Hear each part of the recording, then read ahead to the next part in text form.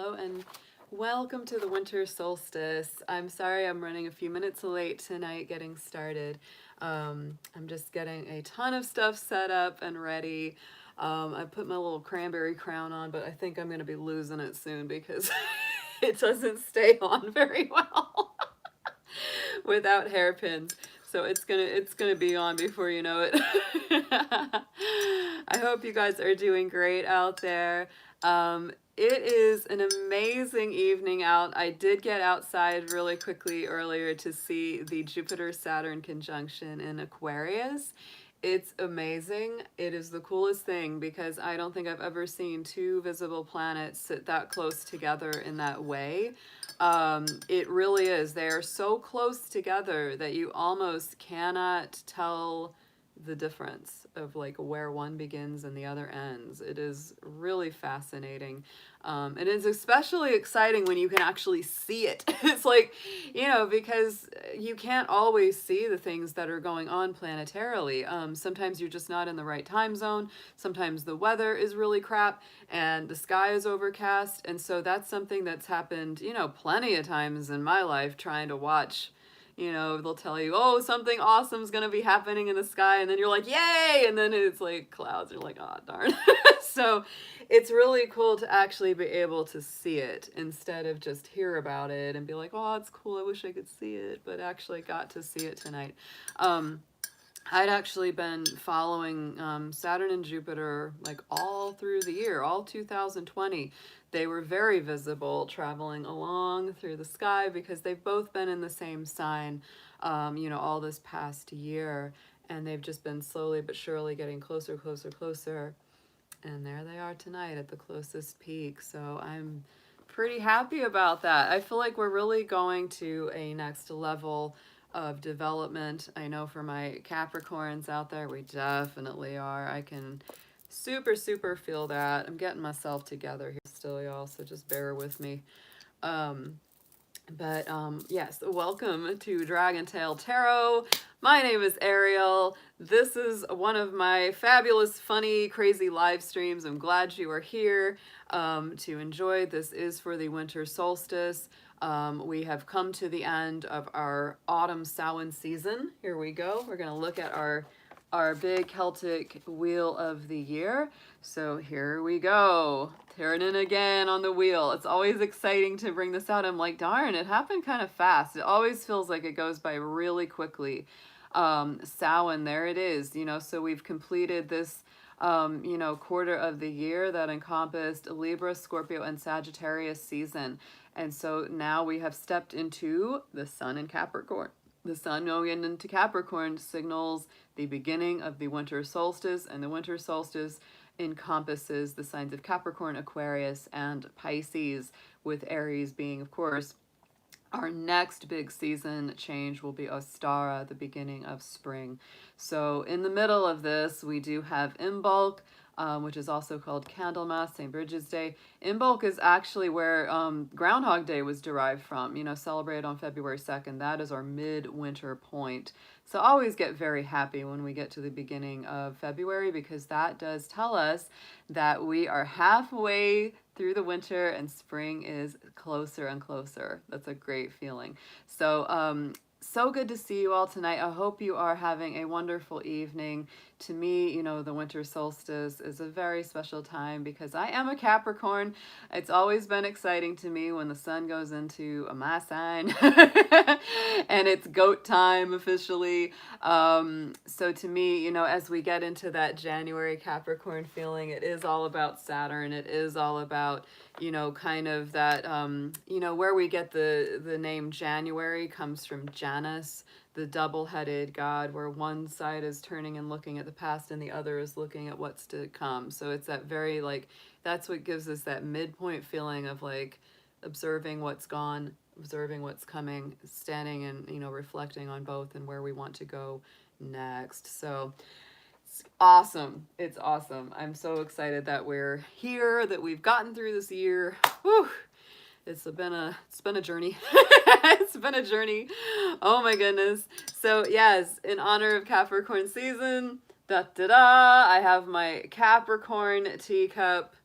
I will be rocking that for our live streams for this next month ahead. Yes, hardworking Capricorns. It tastes like hard work. That's what this tea is gonna taste like. It tastes like hard work. Yes, the new cup, the new cup. And actually it's not a new cup for me because I've had this cup for a long time. My mom gave me this a while back. It is the Capricorn Action. I use this a lot. I drink out of this a lot. I've got a green peach tea going on in this one tonight, so it's gonna taste good. So anyway, guys, I hope that you are all well.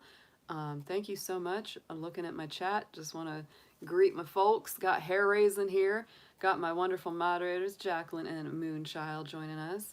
Ooh, Brandbud is in the house. David is here. Yes. Very, very nice. Dragon Emperor is here tonight. Nice. Yeah.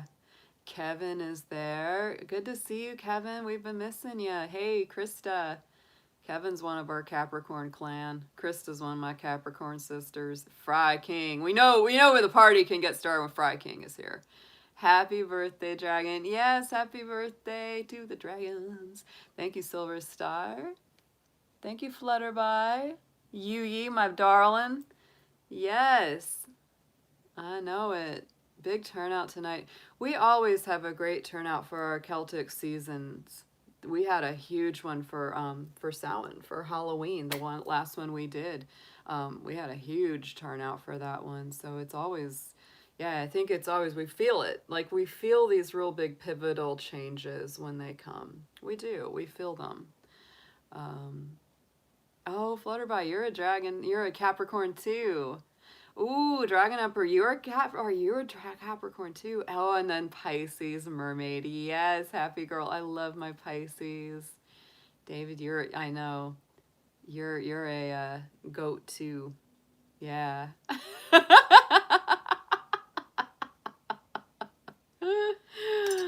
All right, guys.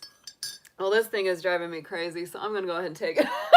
I can't. It's like I'm trying to balance it on my head, and I'm like, oh, if I wanted to keep that thing on, I'd have to have hairpins all night. Hey, Tortuga and Colin, thank you for being here. Thank you so much for that super chat. Thanks for starting us off there, my friend. I appreciate that as always. Yay, my Tortuga, my Tortuga, my tortoise. Yes, yes, yes. All right, so let's go ahead and get into this stuff. Sweet Scorpio. Good to see more of my Scorpio family coming out. Yes. Love that. Love that. I always am so grateful to people. Hey, Francisco. Good to see you. I always am so happy to get everyone in here. And it's, you know, I know that at some point we're going to have like, as the channel grows, we're probably going to have like so many people. It's like, it's frustrating because I like to be able to greet everyone and see everyone. Hey, Allie, good to see you. Yeah, and it's just, at some point it might get to the point where I can't. And I'm like, oh, hey, Eric. It is a party, Brandbud. We need a rave. I need a rave so bad, Brandbud. We do. We need a dance party so bad. Like I'm playing music here by myself because you know who else is really close to my birthday is Armin van Buren. Like he's a fire dragon, and so I was definitely playing some of his music tonight.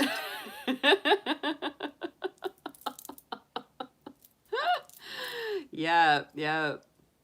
Dragon Emperor, Scorpio, and Jupiter. Only water placement. Yeah. Oh, thank you so much. I know, yeah, Tortuga, we need it so bad. This year has been very rough. This year has been very rough for everyone. It's been a tough one. It's no doubt. I mean, it's no doubt. It's like some people just literally physically didn't survive this year. A lot of folks didn't. So it's just, it's kind of sobering at the same time. And it's like, you know, that's why I say, you know, really just grateful for everybody that's here, that's made it through, that's, you know, still still hanging out on this earth plane with us. Yep.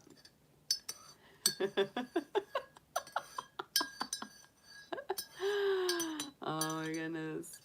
Yeah. So I'm gonna get some of my tea here. I've got so many cards ready to go. I've got a winter song for you guys. I'm gonna sing in a little bit, and I've got my chart. We're gonna look at the chart too.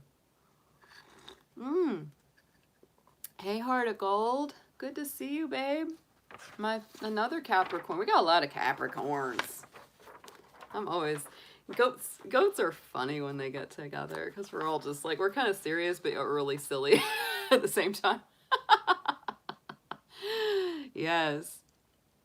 All right. So astrology time. Yes, here we go. Here is the solstice chart that we're working with tonight.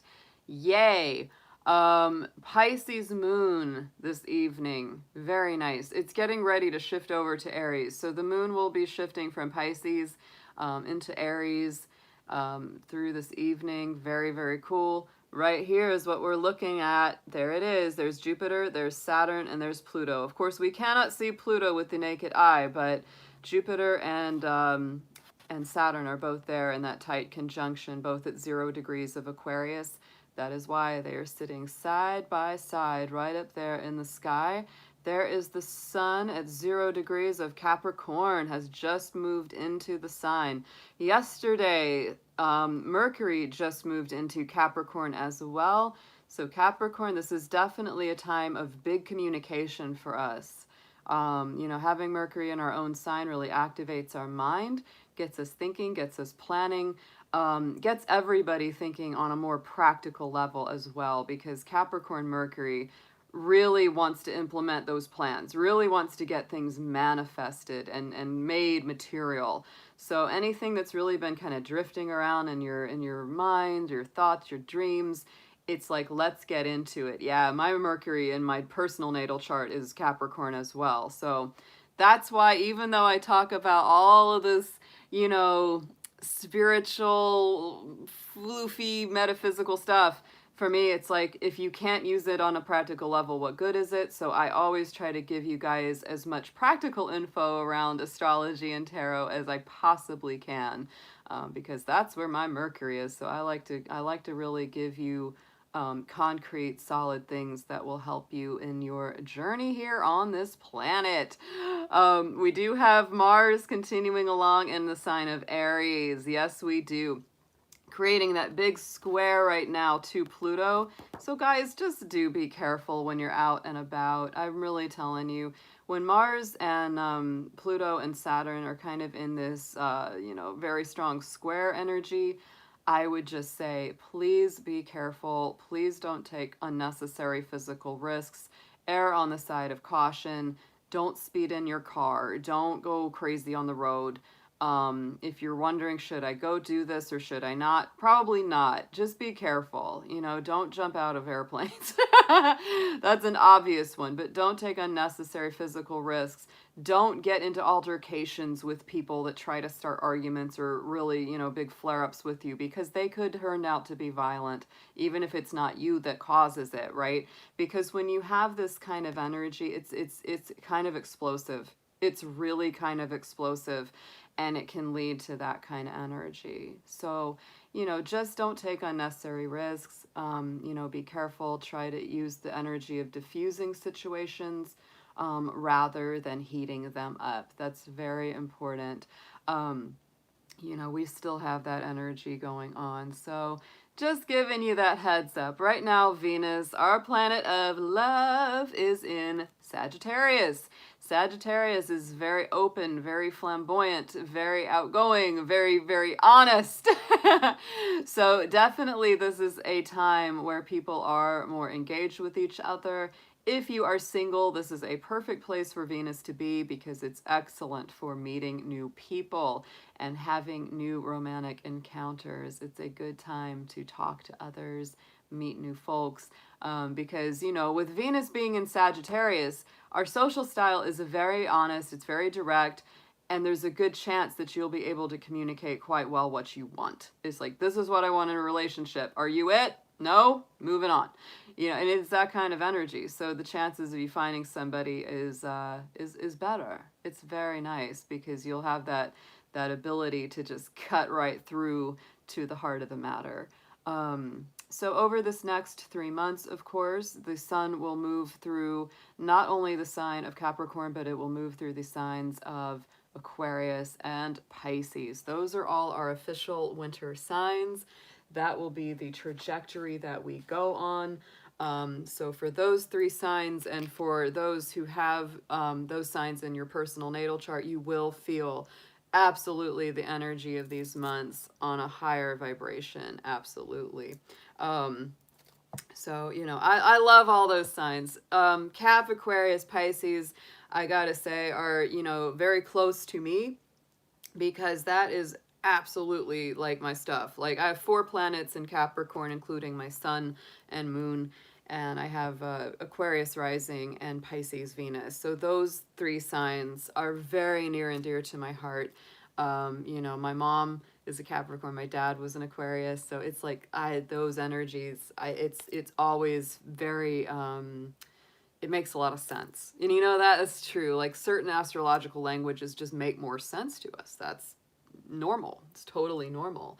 You know, it's like, you know, when you're really feeling it. And if you know your personal chart and you know the places that those signs rule in your chart, it's going to help you out a lot figuring out, you know, what that means to you on that deeper personal level as we go through it. So I'm really excited to get into the cards. We're going to do a collective reading for everyone, for the collective, and then we're going to do, you know, some shorter readings for each of the signs to give you guys a little idea of what's coming up over these next 3 months in our astrology, in the tarot, in our oracle. We're gonna check it all out. So let me get situated. I'm gonna move my teacup over here.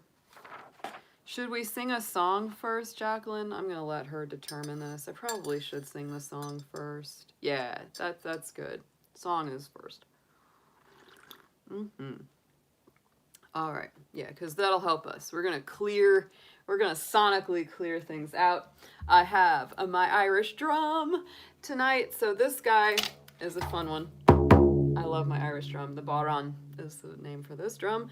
And so this is a fun one. I like this drum, but this is a Scottish walking song. And so this is something where you want to hit something. This is a song where you want to hit something. So I hit the drum because a walking song, it's W-A-U-L-K, not walking like taking a walk, but walking, because this was something that, you know, in Scotland, they did this to the wool to pull it and to process it.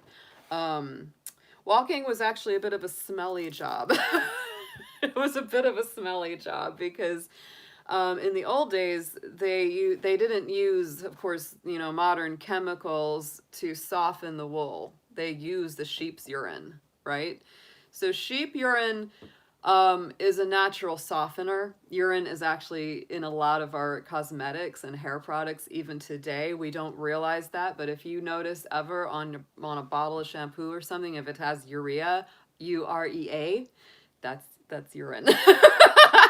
Because it's a very natural softener, because it has a lot of natural acids in it.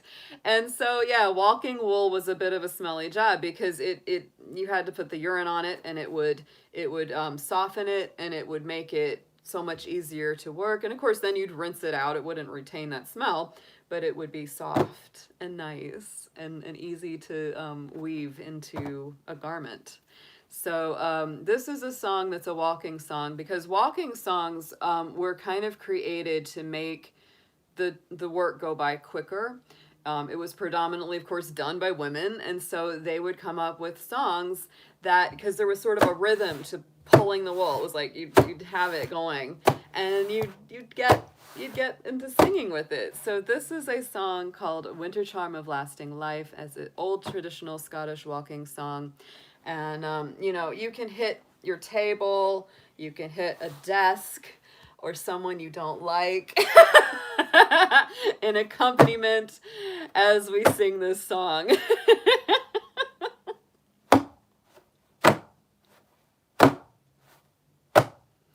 White the sheep that gave the wool, green the pastures where they fed, blue and scarlet side by side. Bless the warp and bless the thread. May the charm of lasting life be upon your flocks in full, from the hill where they rest. May they rise both whole and well. Bless the man who wears this cloth. May he wounded never be from the bitter cold and frost. May this cloth protection be. Now is walked the web we spun. Winter storms may rage in vain. Bless the work by which we won comfort from the wind and rain. White the sheep that gave the wool, green the pastures where they fed, blue and scarlet side by side. Bless the cloth and bless the thread.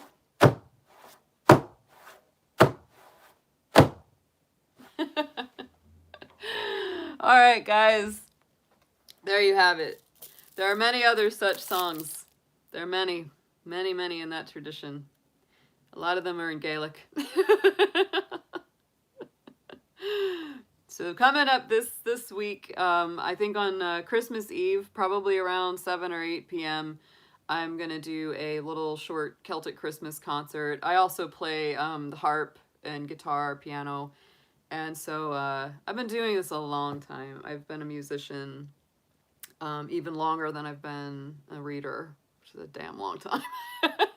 And so, yeah, this is just one of my favorite styles of music is Celtic. I say my two big loves are like Celtic and EDM.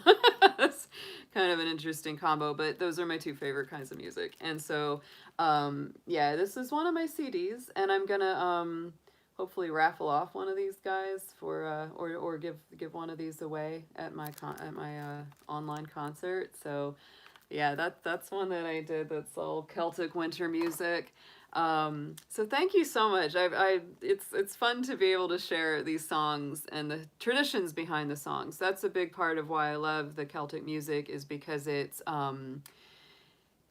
gets into a lot of history. It gets into a lot of awesome stories and legends and lore.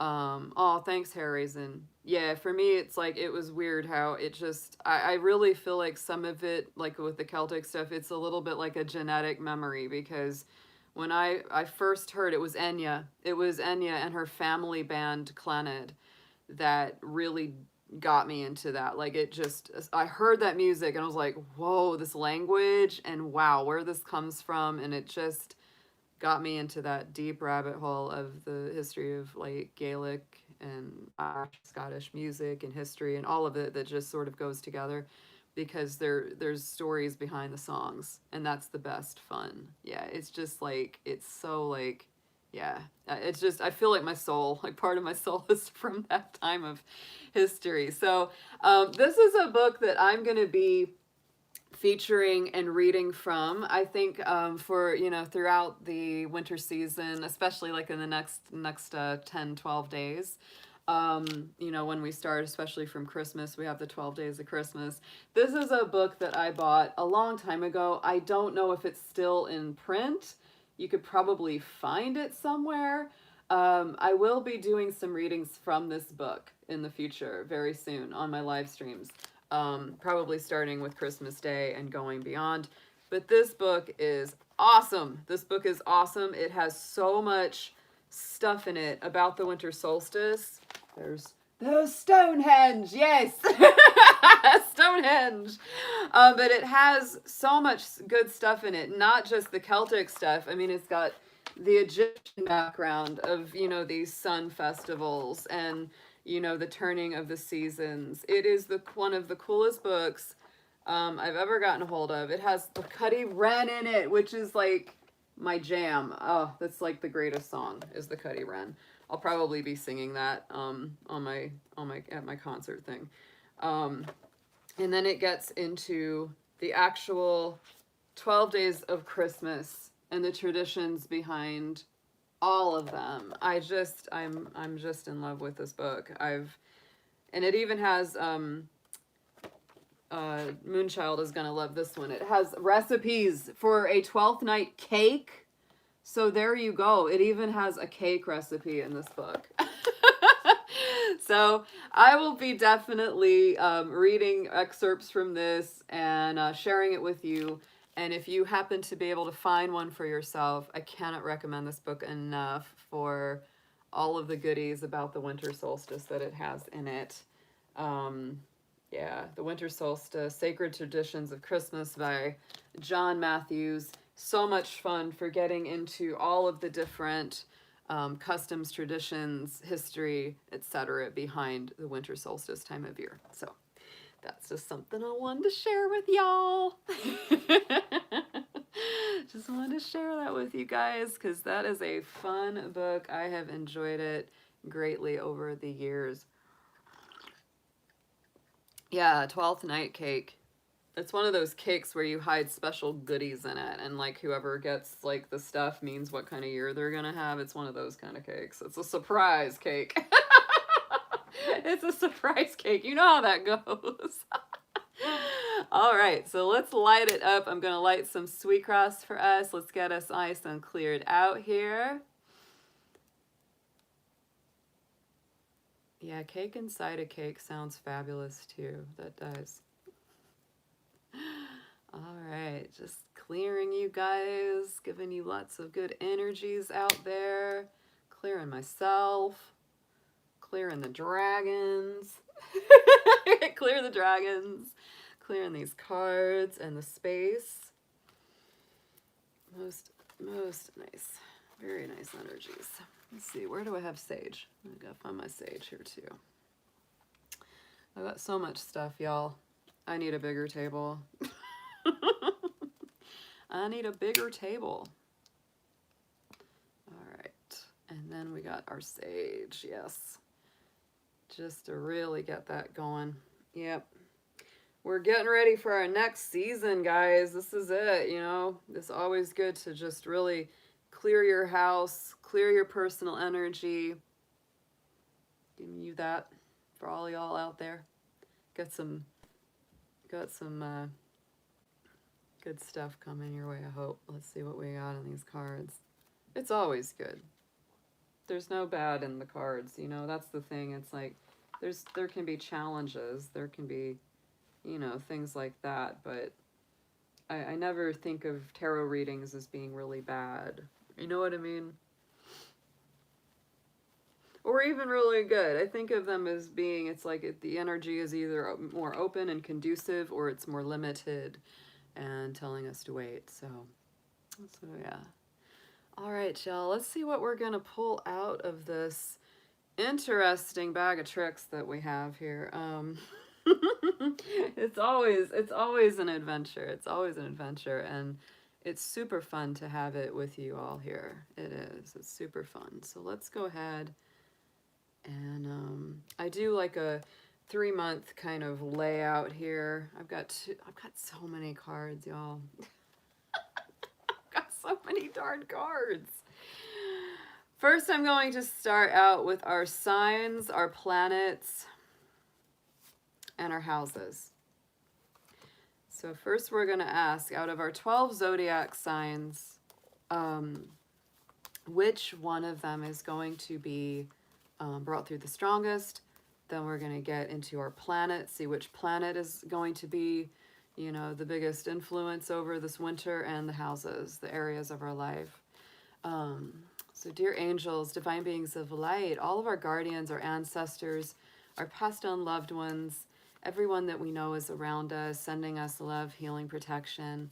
I just ask them all to be with me and with everyone watching and who will watch this stream, to bring in whatever messages that we need as a collective and on a personal level. Thank you so much for your guidance and your inspiration and all the messages that you bring us.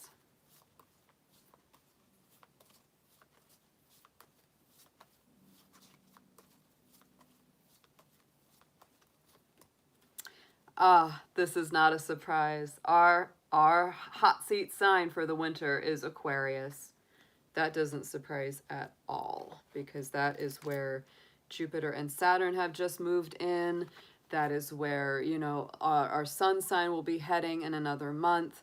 So Aquarius is definitely the big focus for this winter season. And, you know, Aquarius energy, it's loving, it's the rebel, it breaks the chains, it's about freedom, it's about liberation. It's idealistic, it's technological, it's electric. That's why we have an electric music concert going on, like in this picture for Aquarius, right? It brings together large groups of people. Yes, it brings together the mass consciousness. Aquarius is all about power to the people, power to the group. It rules revolutions. This could be a very strong revolutionary winter. There could be a lot of systems that continue to be challenged and overthrown. That is a big part of Aquarius. They destroy the old systems. They remove the kings, right? They remove that. And it's like, let's return the power to the people. They'll kick the king right out of their throne and be like, no, we all rule, not just you. Yeah. So let's get into our planets. Let's get into our planets. I love that. It makes me feel like, you know, that the Age of Aquarius song, you know, is really apply that to this next 3 month cycle. Let's see what planet is coming up the strongest for this winter. Good grief, y'all. This is wild. I love this. Okay, so Uranus came out, the ruler of Aquarius. Should we expect the unexpected? Expect bold, dramatic, electric change? Radical energy, revolutionary energy, electric energy, lots of changes, enlightenments, awakenings, breaking free from old systems, old paradigms. Wow. This could be massive social change and upheaval. Uranus right now is stationed in Taurus. Guess what Taurus rules? Our money, our finances, the physical manifest plane.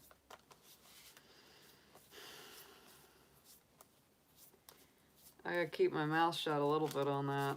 I get in trouble with YouTube if I start talking all of my radical social revolution chat here. But it's the truth. This stuff is not for nothing. It's not for nothing. This is very powerful. I can feel this very strongly coming in. All right, so let's go to house. What area is this radical change going to be going on in primarily for folks? Let's see what that one says. Let's see what house we bring up. The first house. Woo! The first house, baby. That's an Aries house. That's our identity. That's who we are. That's what we are. Oh my goodness. What people see, the impression that we give. So we are absolutely revolutionizing and radicalizing our personal energy and our overall identity.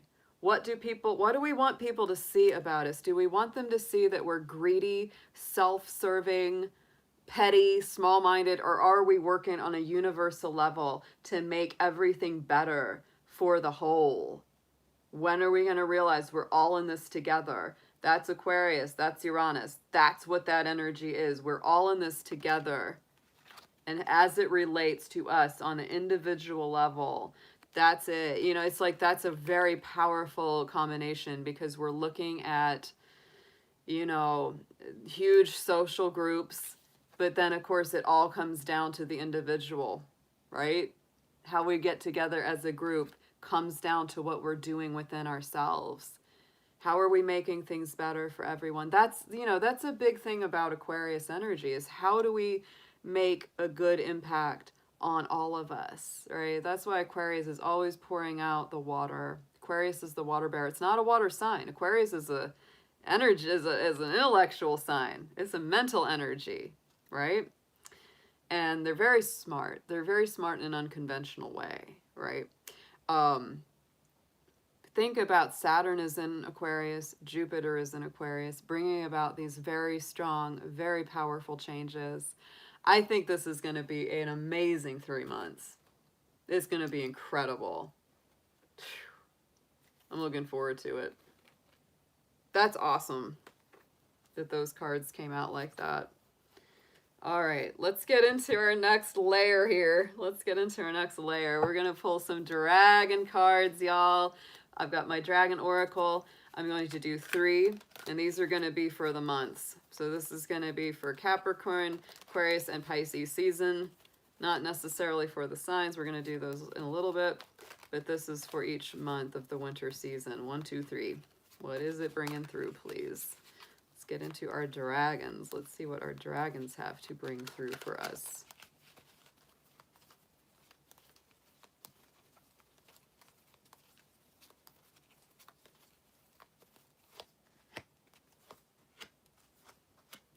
Ooh, some bright energy. Definitely some bright energy here. We're starting out this Capricorn season with our golden orange dragon. This expands our light for ascension. Be a peaceful warrior. Help those in need. Remember your magnificence. This is beautiful. So coming from a very strong, empowered place.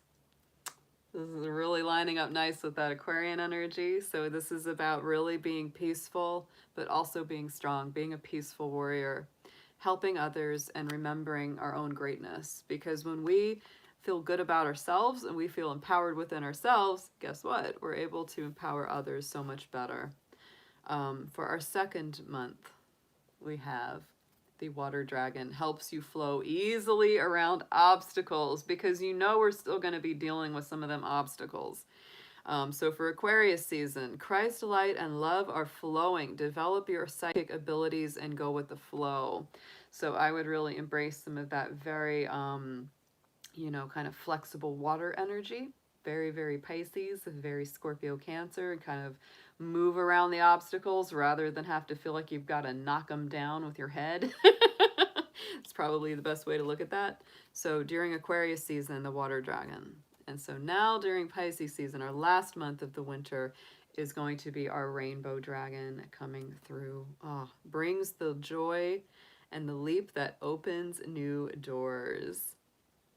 Have trust, rediscover wisdom, expect miracles, and accept opportunities. So I do believe that, you know, getting into Pisces time, into, you know, late February, March, the energy is going to open up quite a lot, because planetarily we've got some big changes coming around that time. We really do.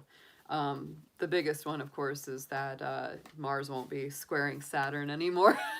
And that does speed things up quite a bit. All right, so let's get into our druid animals. We're going to go ahead and do the same thing with those.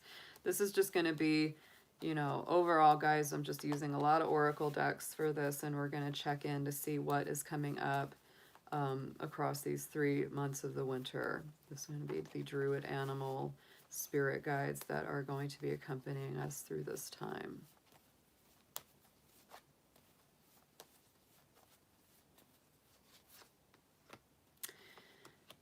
Oh, yeah. Oh my gosh, I love this. All right, so on top of the golden orange dragon for our Capricorn season, we have the horse.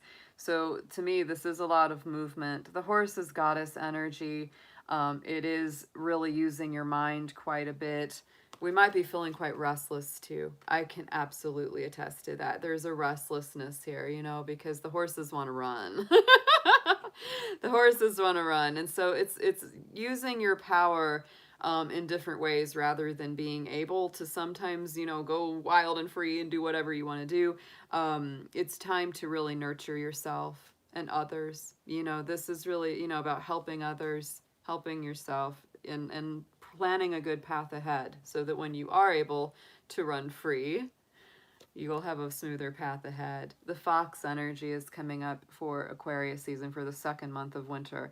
So this is, again, this is a time when agility is very important. It's very important to use your mind, use your skill, use your grace, and move around your obstacles. Because here we've got that water dragon, that very flexible, watery energy, and then we've got that fox, which is also a very, you know, graceful, agile, cunning, you know, really knows how to maneuver around things or obstacles or things that get in its way, things that are difficult or challenging, instead of, you know, just trying to punch through it. It's like, go around here. Our last month, we have the boar coming through. So for Pisces season, our last month of winter, we have the boar spirit. To me, this is like, you know, this coupled with that rainbow dragon, it's like, oh, it's a powerful energy. It's that warrior energy. It's divine masculine. So I think in the divine feminine masculine balance, I think a lot of the divine masculines will be stepping up. That's something that will be happening as we go into, you know, getting closer to the springtime. So now I'm going to pull 3 from our angels and ancestors cards. We're going to get into what guiding figures are going to be helping us through these 3 months of winter.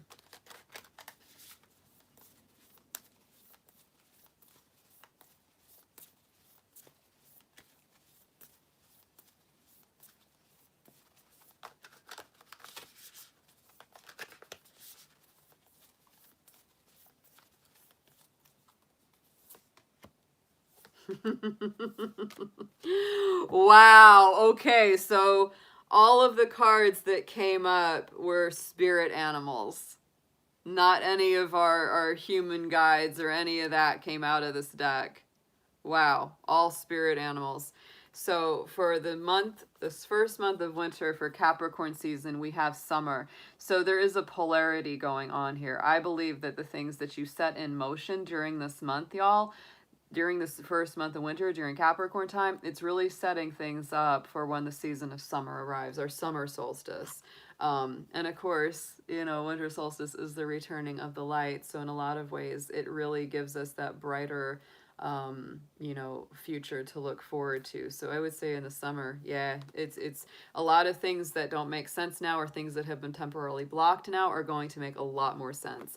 Going into our next month, look at that. We have our eagle. So during Aquarius season, there's going to be a lot of altruistic vision coming full circle, seeing from a higher perspective, going to a higher spiritual plane, using your intuition, using your flexibility emotionally. Oh, this is beautiful. And look at this. Our final month of the winter, we have the snake spirit coming through with shedding the old skin. So really, it's to me stepping into your power and letting go of anything that wasn't meant to be, transforming out of it, and getting ready to step into the springtime. That's beautiful. It's a beautiful transition. Let's get a few Witches Wisdom Oracle cards on this. Let's see which of our seasons are coming up the strongest. Just give us some extra goodies here. I always love to play with a lot of oracle cards for my seasons. Let's see what we have.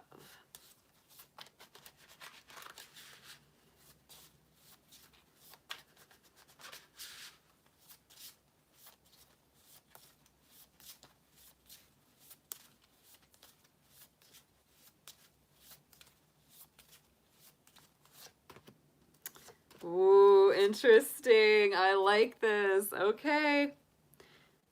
The right card came up for the right time, I'll tell you. So our Yule card came in for this month of Capricorn, for our beginning of Yule. So there it is, our rebirth. It's very interesting because even though it's like it's that beginning of the coldest time, it's also that rebirth of the solar cycle. So it's a really interesting energy that it brings in. So let me get on top of that. We're going to pull from the Witch's Kitchen. That's going to get into our herbal magic. Let's see what we're going to get on top of these.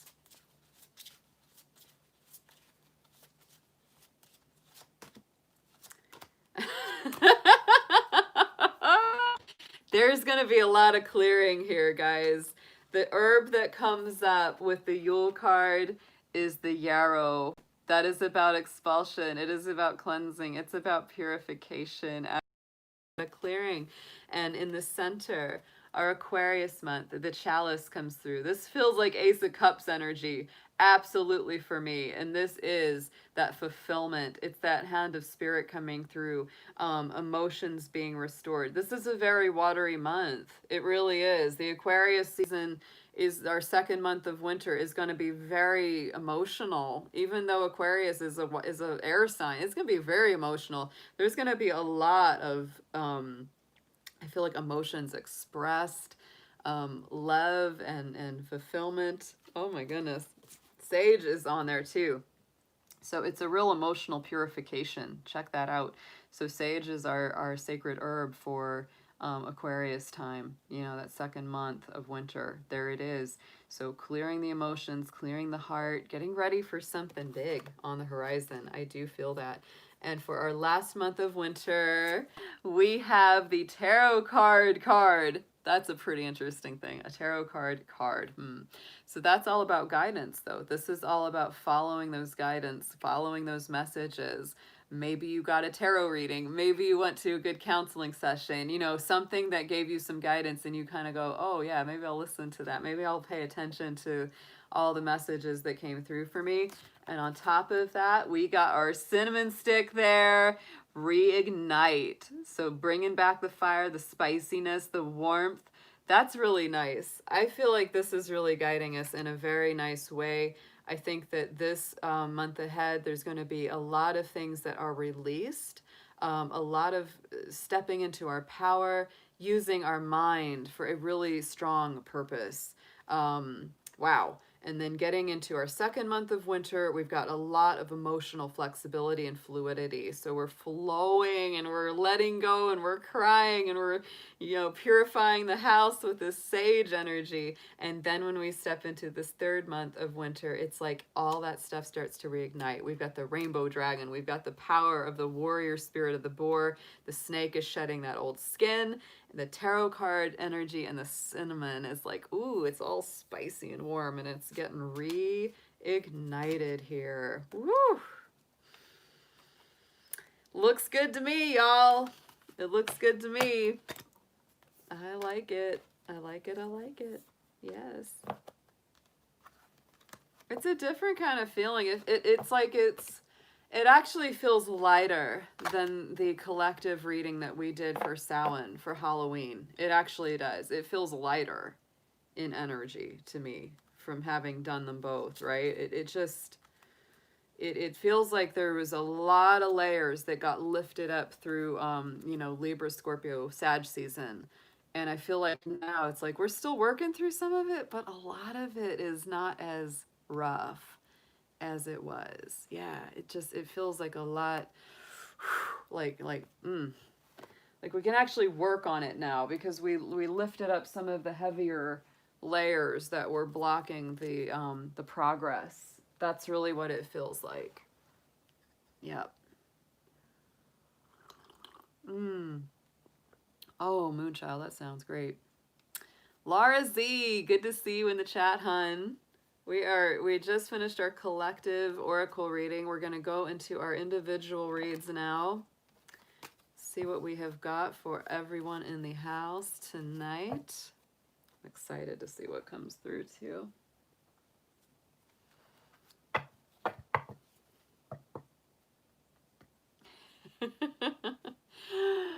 Okay, y'all. Let me get my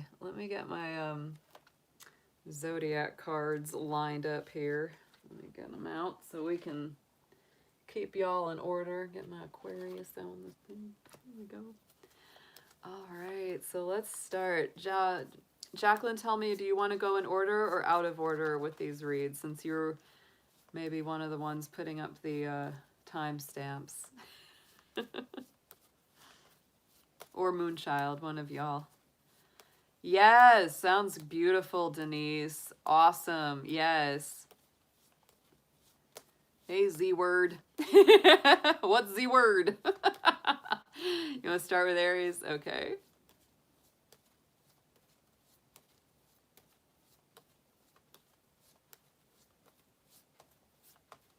We will go in order then. If that's what works best for y'all, we'll go in order. I want to do whatever makes it easier on my moderators. All good either way? Okay, we can do them out of order. We've done them in order a lot. Let's see what we got. The word is love. Aw, thank you. That was so nice. Oh my gosh. All right, guys, let's go ahead. We're going to start and do these out of order. Thank you to everyone who's given a super chat as well. I know I've probably missed a few of you as you put those out there. I'm sorry about that. When I'm reading, I can't always read the chat as it's going by. All right, so let's see who is going to start us out first for this evening. Let's see who is going to be our first sign tonight. It's always fun to do them out of order.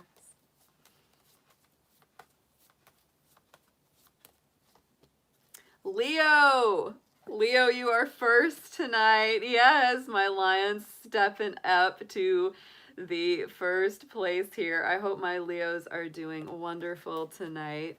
Always good to have my beautiful lions and lionesses in the chat. So we're going to do a little winter solstice reading for you.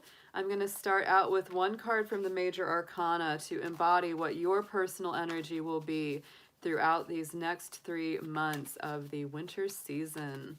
Dear angels, spirit guides, ancestors, please show me Leo for our winter solstice season ahead.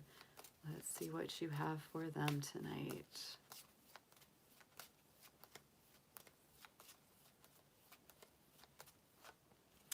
Justice. Leo, you are focused on Libra energy. Very strong justice. That is what it's going to be about for you this next 3 months, bringing in greater balance, greater harmony, righting wrongs. Anything that's been done that's negative against you will most likely be coming back to be addressed and healed and made right again. So harmony, equality, balance, fairness. That is what you are fighting for and focused on for this next 3 months of the winter cycle season. If you have any Libra in your chart, Leo, or you're working with someone who's a Libra, that will be even more strongly felt. So let's get some tarot on this.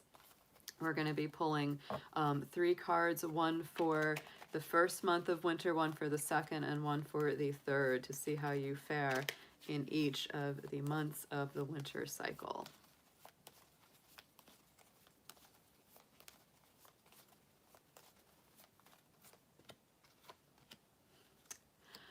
Oh, Leo, what a beautiful reading. Oh, the first card out, Leo, we have our 3 of Swords. So this is all about probably what you want that fairness to be restored to, right? That's what that Libra energy, because any old heartbreaks, any emotional wounds, anything that you've been mourning, grieving, that is what is being addressed this month of Capricorn.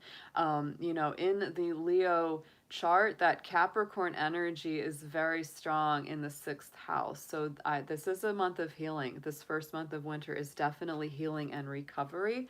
This next second month of winter is the 8 of Swords. So Aquarius season, this is when you're really working to set yourself free from any old limiting beliefs, any self-doubts, any anxieties and fears. When you step into Pisces season, the last month of winter, we bring in the 2 of Cups here, Leo.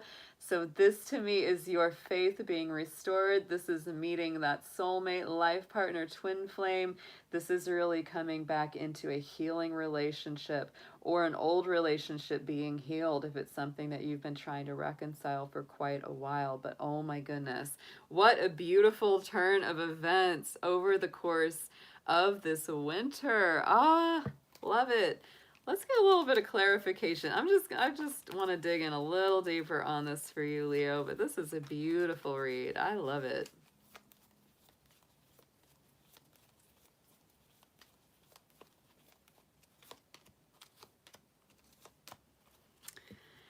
Oh my goodness. So, Leo, you may be really as well mourning maybe the loss of a job. Finances may be tough because of this King of Pentacles energy, or this may have involved an earth sign, Capricorn, Virgo, or Taurus.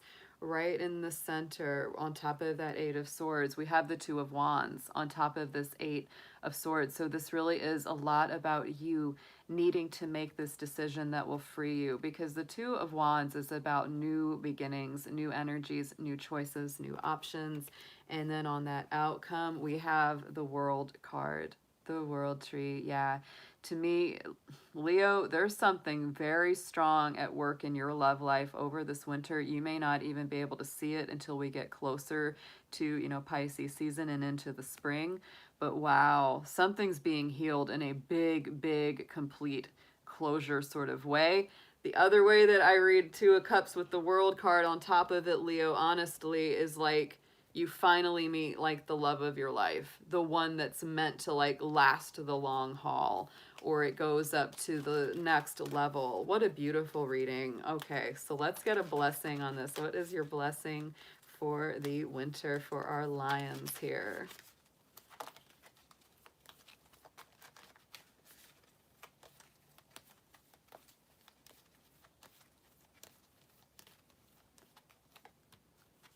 A blessing on your intuition. Leo, use your intuition through this winter season.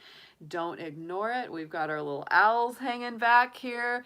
Really use your ability to see through to the truth, and don't second guess it when you have that pulling on your soul, on your heart, when you get that meaningful dream or something that really brings a lot of messages through to you. Do not ignore it. Leo, what a strong read for you for our winter. Oh my goodness. All right, let's see who is going to be next.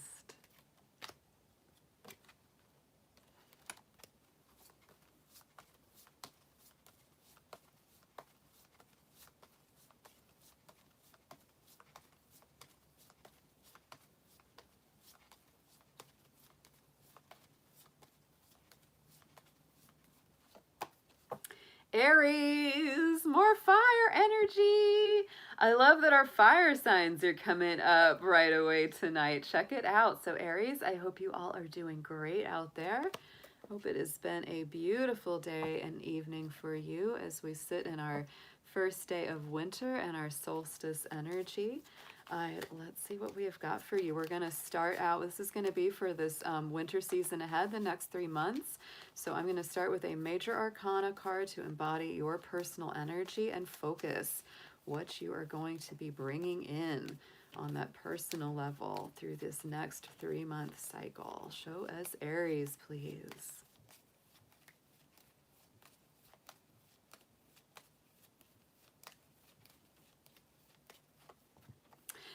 The devil's coming out, Aries. Oh my goodness. It's Capricorn energy. And you know Capricorn energy is what we are in right now. So, you know, as a Capricorn personally, this is my card. He's my guy.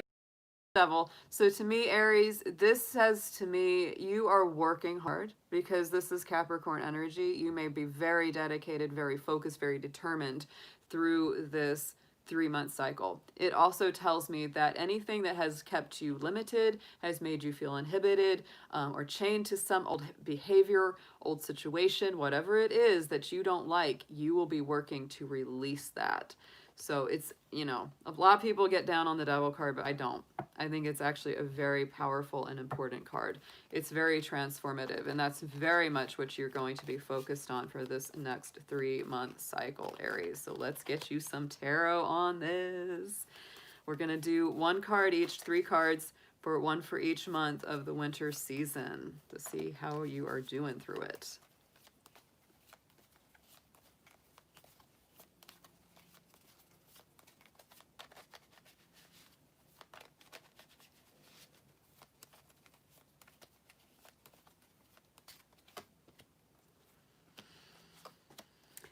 Wow. Yeah. I mean, the Devil card is right on with this reading because the first card out for the Capricorn season is Nine of Swords. So Aries, this is the dark night of the soul. This to me is those challenges, those anxieties, those things that come up and keep you awake in the middle of the night.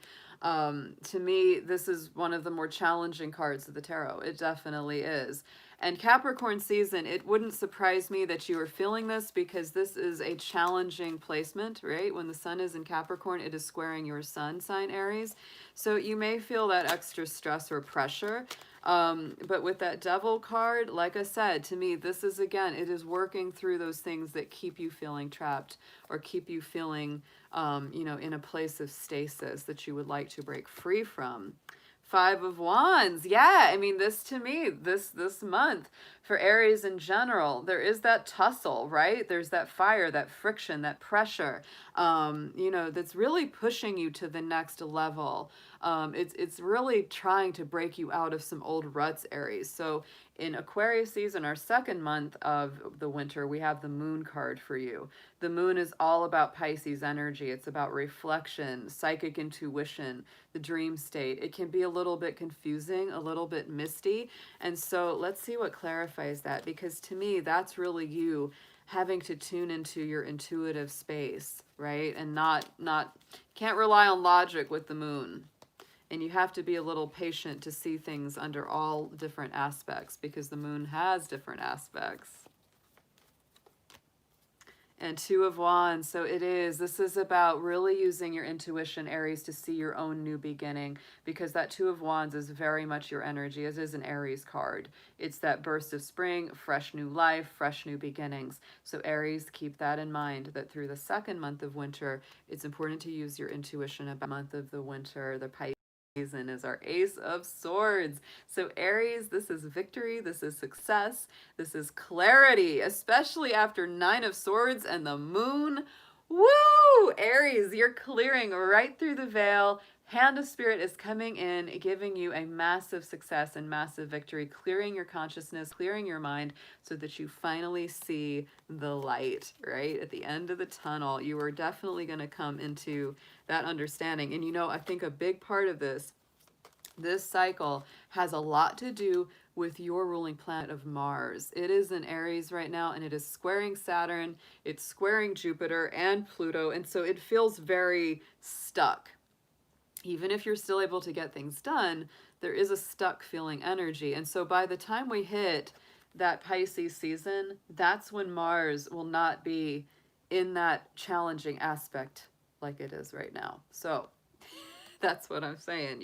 You're gonna feel the shift, and it's going to be in a big, like, serious epiphany way. Like you'll start to be like, aha, that's why all that happened. Oh, that's why this happened. It makes sense now. It's a great feeling. Yeah, because it's all about getting you free. Look at this with the Eight of Swords or Eight of Athames. There's so much of that energy around you this winter, Aries. It's all about feeling the need to break free, the need to get loose of some restrictive situation. That's why that Devil's there. That's why he's there. It is Capricorn energy. It's saying, hang in there. I think that Aries has had to learn a lot of lessons of patience over this 2020 year because of all of the Capricorn energy that's just been very, very challenging to your sign. Now you know how us Capricorns feel all the time. Just a little. We have to wait all the time. We're like, yep. So Aries, you're doing good. You are. You've learned so much this year, and I have no doubt that you are going to absolutely come out ahead at the end of this winter cycle. But there's just a little bit more work to do. There's just a little bit more work to do, a little bit more self-reflection, a little bit more freeing yourself from those old worries or anxieties that get you down.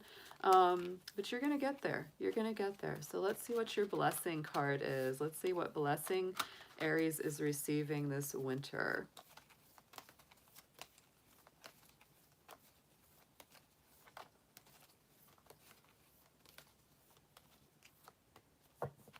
Good grief, you got it too. Okay, Leo had this as well, a blessing on your intuition. And I would say, Aries, it's a very intuitive energy. With that moon card at the center of this, yes, I mean, that's really what it hinges on, is really paying attention to the intuitive. There's your owl spirit, right? The powerful bird that sees through the dark to the truth of the matter. This is a lot like that moon energy, right? So it's really about that. Use your intuition, Aries. Aries and Leo both. And if you're an Aries with some Leo or a Leo with some Aries in your chart, this is very strongly coming forward for you. Yeah, I see that in the chat, Moonchild. It's both your sun and moon coming up with that intuitive blessing. That's a pay attention there, babe. That's a pay attention to that. Wow, Aries. What a reading for you. I like it.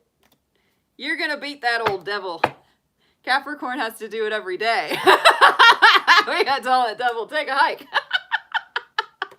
Because we're the ones that wear the horns in this business. Oh my goodness. What a way to start the night. This with these signs. This is killing me. So, all right, let's see what we have next. Who's going to be next on the list? Oh my goodness. Yes, yes, yes. I'm so happy so many of our folks were able to come to this live tonight. That's awesome. We had over 30 people at one point in here, so it's really cool.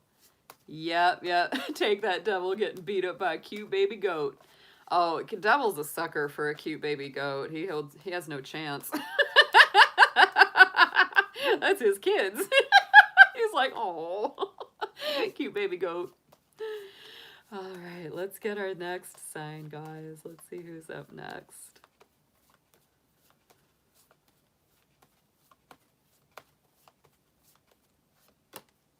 Aquarius. Woo, Aquarius, you were hot on the collective reading. My goodness, that's the sign that's going to be really coming to the forefront this time of year. I'm excited for you guys. I love that Aquarius is kind of stepping into their own and into their power and really leveling up, especially with Saturn and Jupiter being in your sign now. So let's get into your reading for this winter season. This is going to be for this next 3 months ahead. So we're going to start out with a major arcana card to embody your personal energy, your personal mission, what you're going to be very focused on over this next month. Dear spirits, dear angels, dear guardians and ancestors, show me Aquarius for this next 3 months of our winter season, please.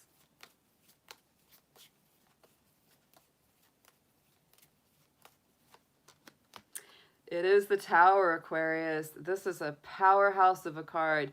This is Mars. This is action. It's your electricity coming down. Old structures falling down, Aquarius, so that new, better ones can be built. This is a very, very strong, powerful energy. It is a time of taking action because it's a Mars rulership for the Tower. I also can't help but feel a little bit of the Aquarius energy around the Tower because of the lightning. But I do believe it. You know, Aquarius, like I said, this next 3 months, your energy is in the air, and a lot of old constructs are going to be dismantled. A lot of things are going to be radicalized and revolutionized. And I think you're going to be at the forefront of a lot of that energy and that activity. So let's get into your tarot. What an exciting time for the Aquarians. I'll tell you, I'm excited. I'm an Aquarius rising, and I'm almost an Aquarius sun. My Capricorn sun is like a few hours from Aquarius, so it's definitely, I'm feeling this one. I'm feeling this one myself. My goodness. All right, let's get into 3 for you. 1 for each month of the winter season, which is going to be Capricorn season, Aquarius season, and Pisces season.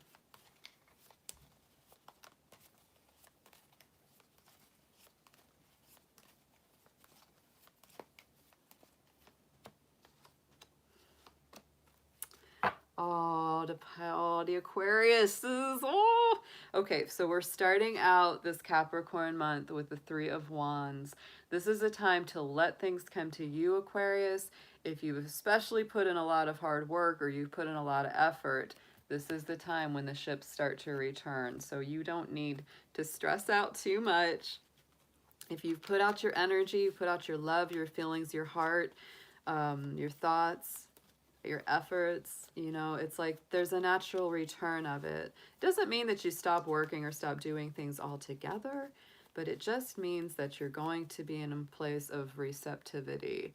Allow that love, allow that energy to return to you during the Capricorn month. Take a little rest. Take a little rest. It's a more sensitive month when we're building up to your time of year anyway.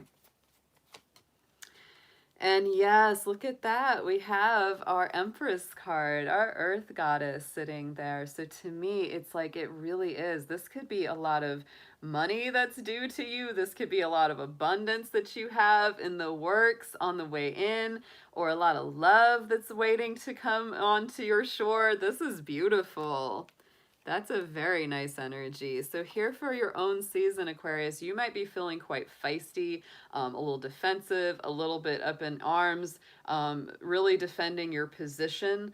For a lot of you, this is on the work level. I really feel that this could be very much in that career life and that jobs, you know, sector. It's like people that might be trying to come at you or convince you that they're right, you're wrong, etc. You will be feeling very much like, no, I have the right mind. I have the right answer. Own season, Aquarius, because you will be feeling very electrified, very, very strong within yourself. You're feeling very, very secure in your position of what you believe is right or wrong.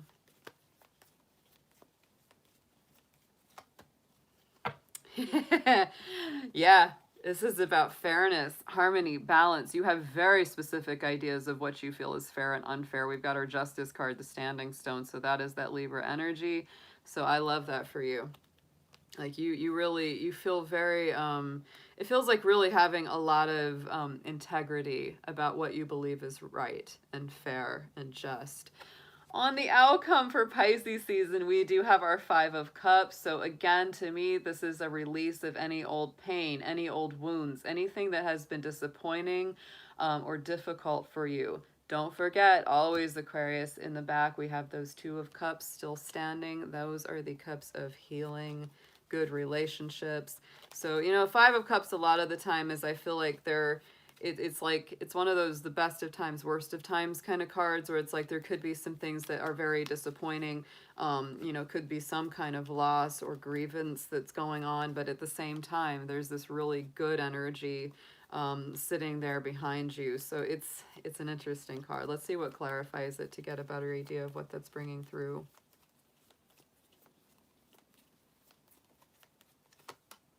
Yeah, it's about really embodying your strength. We've got the Strength card, which I really love because there it is, the balance between, you know, the woman is the symbol of spirit. The lion is the symbol of, you know, our humanity and our human expression of life.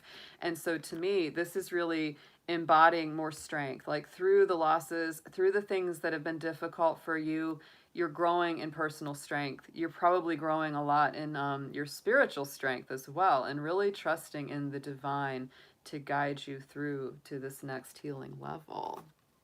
Very powerful. There's a lot of good change coming your way, Aquarius. I really feel it. So let's get into your blessing for the winter. Let's see what blessing Aquarius will be receiving.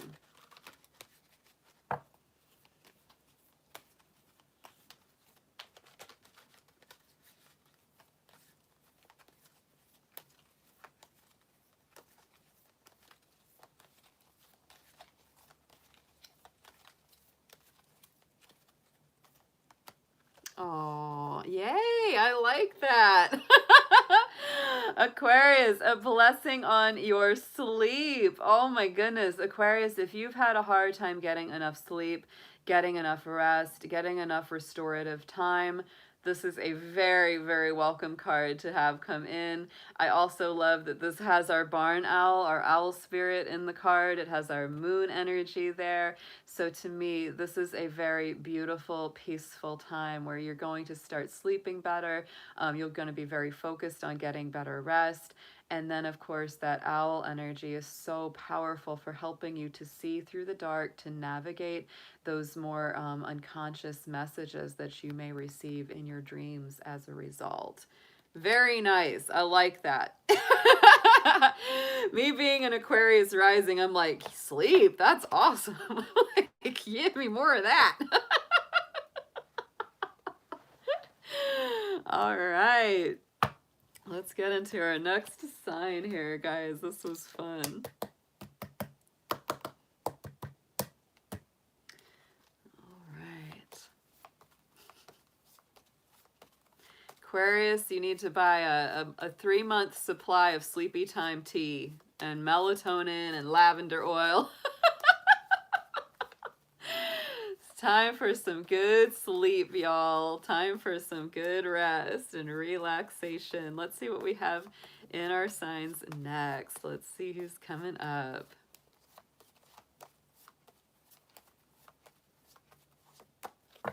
Taurus in the house, our earthy Taurus folks. Hope you all are doing awesome. Taurus, I tell you, it's some interesting times for Taurus because, you know, we're stepping into Capricorn season right now, which is excellent energy for Taurus. It's very, very supportive because it's a fellow earth sign, so it's giving you that beautiful trine energy.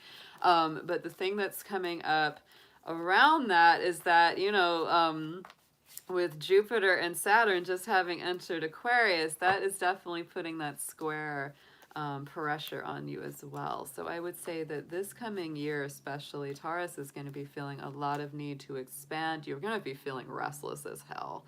Like if you really have a lot that you want to get done, you're going to be feeling it. You're going to be wanting to do it. Yeah. So let's see what we have coming up for you, Taurus. I'm going to be pulling some cards for your winter season ahead. We're going to start out with a major arcana card that's going to be for your personal energy, your personal theme, what you're going to be very focused on and embodying through our next 3 months of this winter cycle. Please, dear guardians, angels, and ancestors, show us Taurus.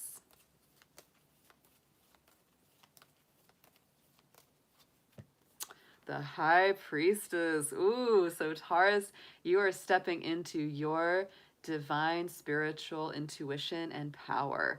The High Priestess is all about those divine spiritual intuitions, secret and mysterious messages and energy. She is a little more of an introvert. She doesn't share all of those, you know, feelings, perceptions with everyone else.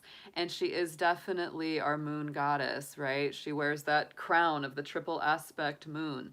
And so it's very much about being in tune with the lunar cycles and really feeling the messages that come through, especially around those lunar transits. So the full moons over this next 3 months, Taurus, may be very strong for you.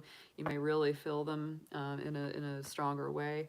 But I would say this puts you in a very psychic mindset, a very perceptive place.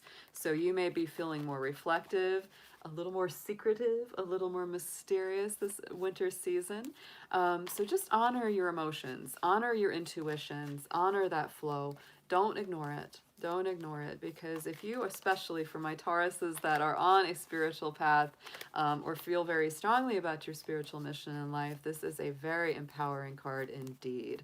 So let's get some tarot on this for my Taurus folks. We're going to be doing 3 cards, 1 for each month of the winter season.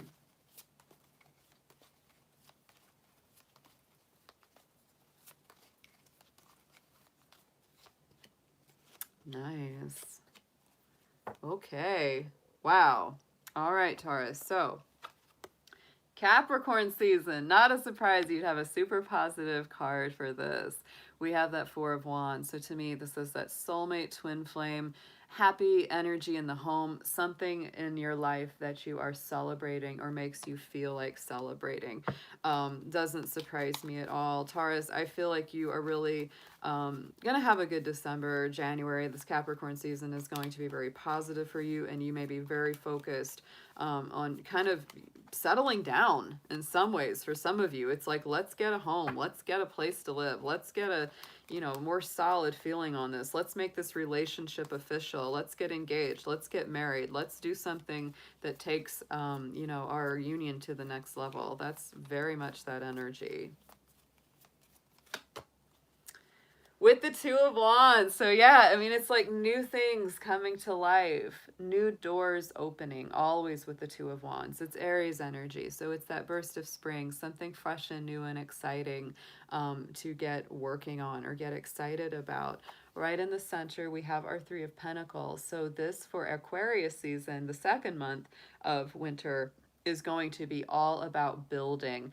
And this is building something that is very spiritually based, because this is that beautiful card where we have the acolyte and the priest coming to the architect with the blueprint for a new spiritual center, a new temple, you know, a new place of spiritual devoutness. So it's really about that. It's like you will be working on things. There will be that spirit, that physical manifestation, but it comes from a very spiritual, inspired place. And yeah, the Knight of Cups, there he is. So you may be as well saying, you know, I really want to build this with someone. I really want to have this beautiful connection with someone else, and that we bring this together, because this is a collaborative effort. It's not something that you usually do all by yourself. And that Knight of Cups is all about that emotional or spiritual offer. So someone may be making an offer to you, you may be making an offer to them, but either way, someone's getting something brought their way. Someone's saying, hey, Taurus. So let's see what we have. This is for Pisces season. So Taurus, Five of Swords is one of the more challenging cards of the tarot, no doubt about it. So this last month of winter, I would say maybe the most challenging, because you might have to let some people go. It's definitely that card of, should I stay or should I go? Should I stand up and fight for this, or should I release it and cut my losses and move on? Because the Five of Swords, it's not such a nice guy. It's not such a nice guy. This is the kind of person who will, you know, take advantage of someone or step on someone to get ahead, right? Win at all costs kind of energy. And the Two of Swords. Ooh, so Taurus, I think around that Pisces month, you're really going to have to make a big decision around somebody or something in your life. It could be a romantic partner, it could be a friend, it could be a coworker. You know, it really does apply to you and your specific situation. I feel like love is going pretty good for you. That's just how I feel about this reading in particular. You know, I don't feel like this is necessarily about a love interest. I feel like this is more about like a coworker, family member, someone that's just not a good influence in some way. And it's hard for you to make the decision to cut them out, right? And it may be something that's kind of like been back and forth for a while, and now it's coming to a head, you know, during that Pisces time, where it's like, look, Taurus, you really have to make a choice. If this person is damaging your life, or they're bringing negative influences into your life, you know, you're really gonna have to, you know, make the choice. Don't be afraid. Don't be afraid, Taurus. It's for the best. Use that intuition. So let's get into your blessings. What blessing is coming through for Taurus for the winter season?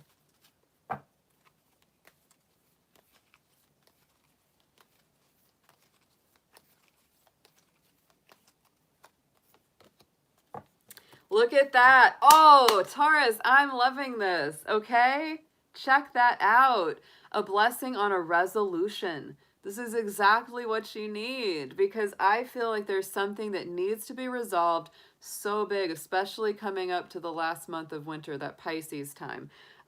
So I absolutely believe you have the power to make the choice. You have the power to cut negative people out of your life, take back your power, and keep going, because it looks like you've got some good things to celebrate. It really does. Don't let some narcissist or some psychic vampire mess you up. Don't let it happen.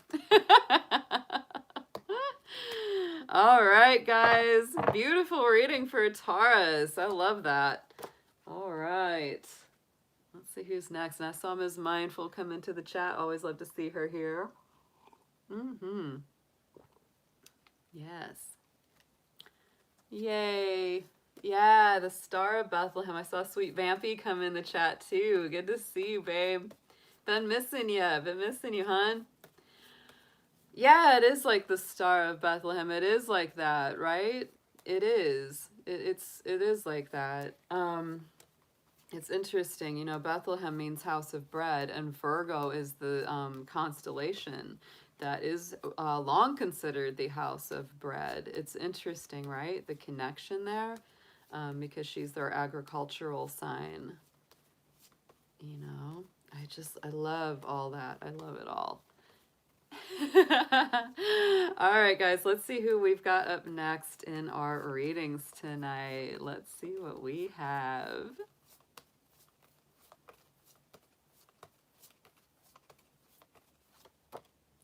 And just as I mentioned Virgo, guess who comes up?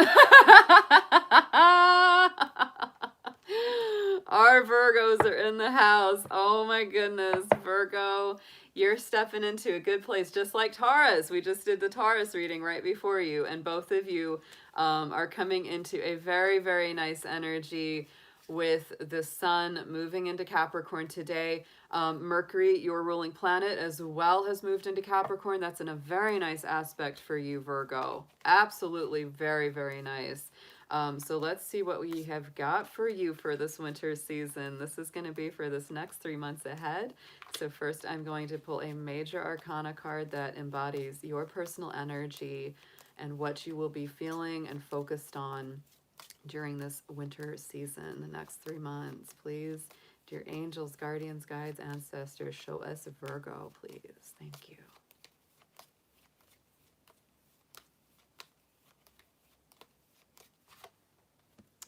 Virgo, you are burning down the house, y'all. I'm telling you, it's very strong energy coming in right now. There's the Tower's been coming up in a lot of personal reads I've been doing. It's Mars energy. It's taking down the old scaffolding. It's tearing down the old structure so that we can build a better, newer, stronger, long-lasting foundation. So anything that is meant to go, Virgo, this next 3 months, you will absolutely be dismantling it.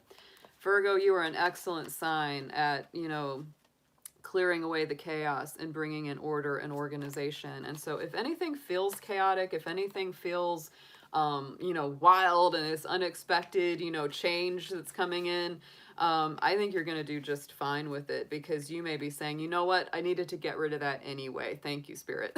Thank you for taking that on out of my life. Yeah, Aquarius had this as their main card too, the Tower. So I really feel, you know, for anybody that has that as their card, for this season is going to be doing a lot of that work. So let's get into your tarot. We're going to pull 3 for you, Virgo. We're going to be doing these 3 months of the winter season, which would embody Capricorn, Aquarius, and Pisces time. So let's see what we've got for you.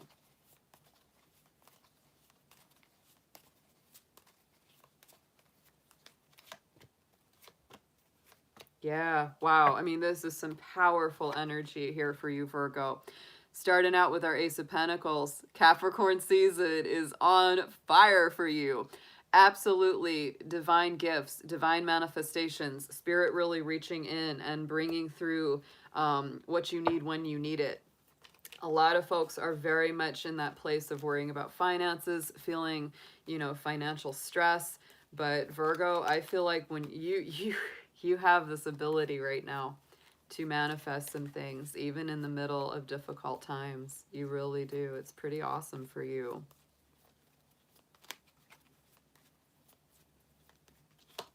You're functioning at a very high level too during Capricorn time. Yeah, you really are. So here we go. Knight of Cups on top of this. So to me, this assistance or this manifestation could come in from another person. This could be somebody saying, hey, Virgo, I want to help you out. Hey, Virgo, I really care about what's going on with you. I like the work you do. I want to continue to support that. This can also literally be somebody coming in and giving you a gift, giving you an offer. For those of you that are in a relationship that's heating up, this could be that engagement ring. This could be that thing that says, Virgo, I want to go to the next level with you. But many times that combination is a lot of nice giftings from spirit and from other people, especially in the area of romance and love. So right in the center, we have got the Hierophant card coming through. So the second month of winter, Aquarius season, is some strong Taurus energy. Yet again, this is a manifesting kind of spirit, right? Because it's Taurus, it's our material plane energy. The Hierophant is very focused. It's like that high priest. It's like the Pope, right? He's very focused on those spiritual divine mysteries. He's the divine masculine counterpoint to the high priestess, right?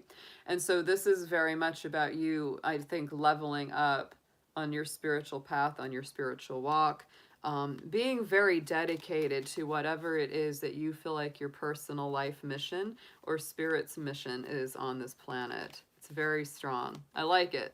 I like this a lot. I like this Aquarian energy that we're stepping into with Jupiter and Saturn for you as well, Virgo, because it's very electric, it's very bright, it's upbeat, and it's really part of your passion, because Aquarius energy is about helping and healing the mass consciousness, and Virgos are all about healing. They truly are.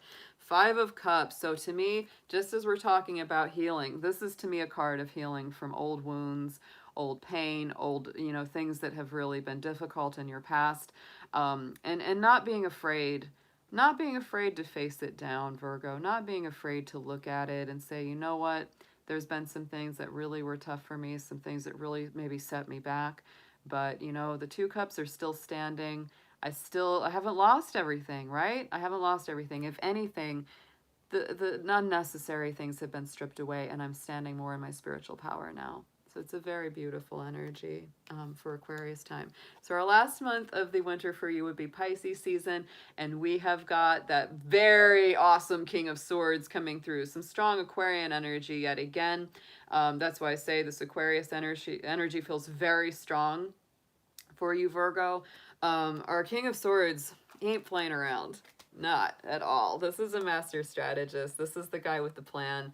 This is somebody that really knows how to get things done. And again, cutting old rubbish out of your life. King and Queen of Swords are all about that. They will not suffer fools gladly. And that Tower energy, yes, Virgo, it is. It's all about kicking anything out that doesn't need to be there. If you can't build with this person, if you can't grow with this person, or a situation or job or where you live, it's heading on down. It's heading on down the highway this winter season. You got plans, and look at this. We got a King of Wands on top of our King of Swords. Virgo, you are going to go get it. You are making a plan, and you're going to enact it, right? Because King of Swords goes out and gets what he wants. That is our Aries king. That is definitely our minor arcana emperor. So this is a beautiful pattern coming through there. Let's see what your blessing is coming through. What is Virgo's winter blessing going to be?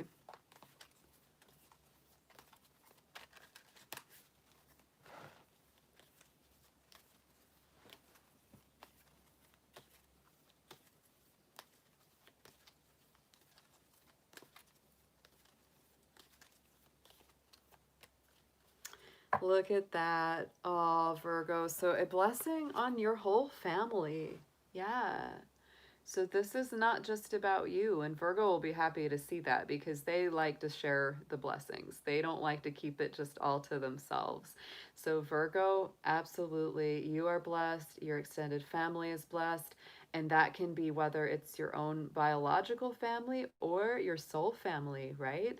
And I think that anyone that's in your family, Virgo, is very blessed indeed to have you. They bless you, you bless them. That is absolutely beautiful. Nice read. Nice read for Virgo. I like these cards. All right. Let's see who we're going to get next in the house. Let me get some of my tea.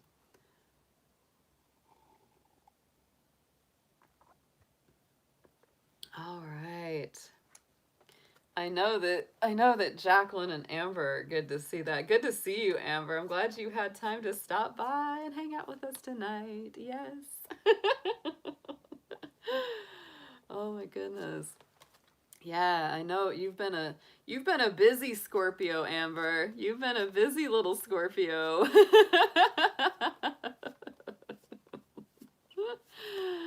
Oh my goodness. Let's see who we've got coming up next, y'all.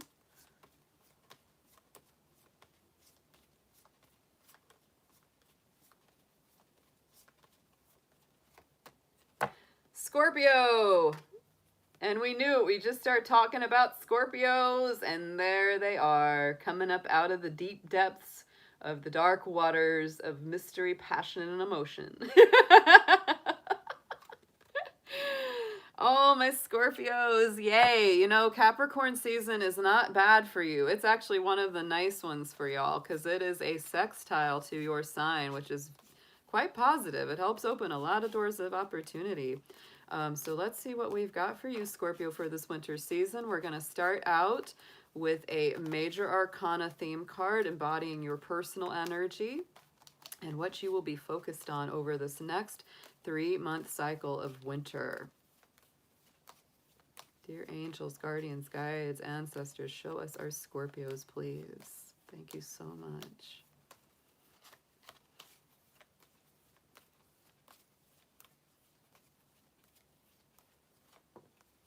Look at that. Going to the next level here, Scorpio, with a star card coming out. Love to see that as we're stepping into this very strong Aquarian energy time. So to me, when I see the star, this is really ascended transformational energy. It's like you were going to the next level. You were leaving old negative thoughts, emotions, feelings behind, getting more balanced, getting more stable, 1 foot in the water of emotion, 1 foot on the solid groundedness of the earth. So it's really bringing that balance into your life. And it is also the hopes, dreams, faith being restored and renewed, right? If your faith had been shaken, trust had been broken, and things like that, it's really helping to restore that. So let's get into your tarot, Scorpio. Let's get 3 for you. We're going to be doing 1 for each of the 3 months of the winter cycle. So that would be Capricorn, Aquarius, and Pisces season. So let's see how you fare during each of those months ahead.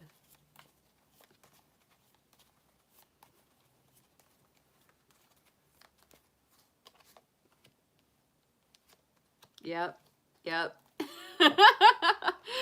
A lot more wishes and desires coming true is what I feel very much for this Capricorn season with our 9 of Cups.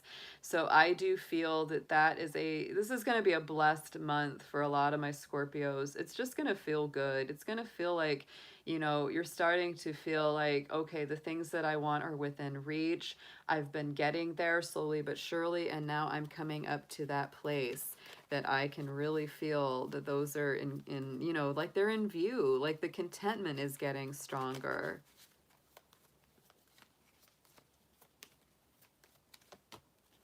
And the Ace of Swords, look at that, Scorpio. So to me, a big reason that things are getting better for you, a reason that things are feeling more content is because you're starting to come to a place where a lot of this old emotional confusion, transitions, etc., are starting to make more sense. You're starting to see the clarity. You're starting to get, you know, true vision on what it is you're seeing, because that Ace of Swords is victory. It's clearing the consciousness. It's the hand of spirit coming in and just going right through that veil that was keeping things obscured, and you're finally able to see the secrets and the hidden mysteries. Right in the center, Scorpio, we have the 10 of Swords. So this is your Aquarius season card. This is a lot of troubles coming to an end. Like, this is really, you know, to me, if you've been through any betrayals, this is especially powerful, right? If you've had that feeling of just being stabbed in the back, stabbed in the heart, stabbed all through, you know, that is the end of a very difficult, painful cycle. And if it's not to do with an actual betrayal, this to me is dealing with a lot of those old feelings, fears, anxieties, sleepless nights, all of that stuff.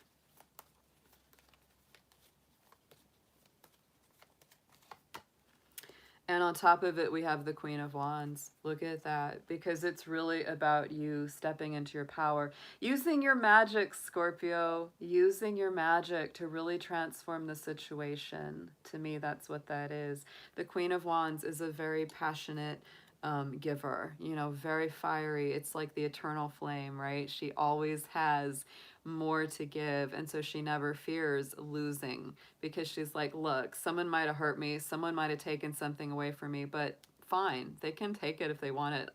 I'm the golden goose, I can produce more. It's not a big deal, right? They might have got a little piece of me, but I got the whole of me, right? That's the Queen of Wands. So Pisces season, I think, again, you know, here you go. This is going to be grappling with setting yourself free from something that's limiting, right? Because that's our Eight of Swords. That's really what that is. You got a lot of swords on this. You got a lot of swords on this, Scorpio. So to me, there is a lot of changing of the mental condition, transforming the intellect, transforming the mind. That's very much what's coming through here for you.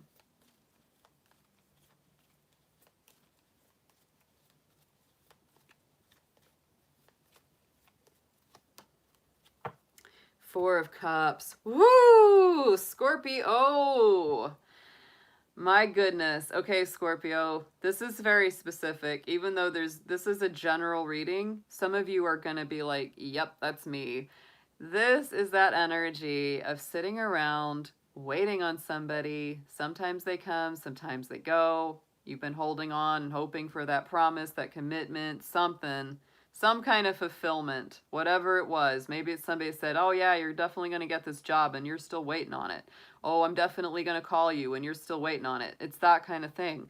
And that's what's got you bound up. So to me, this is very specific. It's like, it's time. If somebody or some situation has put you on hold again and again, and it's making you feel like this, all tied up, all stuck in a rut, it's time to cut that loose. Scorpio, if people really want something in life, they're gonna go get it. They're gonna go get it. On the bottom of this deck, we had the Queen of Swords. I'm just saying. It's time to cut this out. Pisces time is going to bring it to a head for a lot of folks. I felt that for, you know, for Virgo too, didn't we? It's like, it's Pisces season is going to bring a lot of things up to the surface. I feel it. Yeah. So if anything has been keeping you on hold, you don't have any time for that. It's like, yeah, exactly. Dragon Emperor, snip, snip. That's it. So let's get, what blessing is the winter season bringing through for my Scorpios?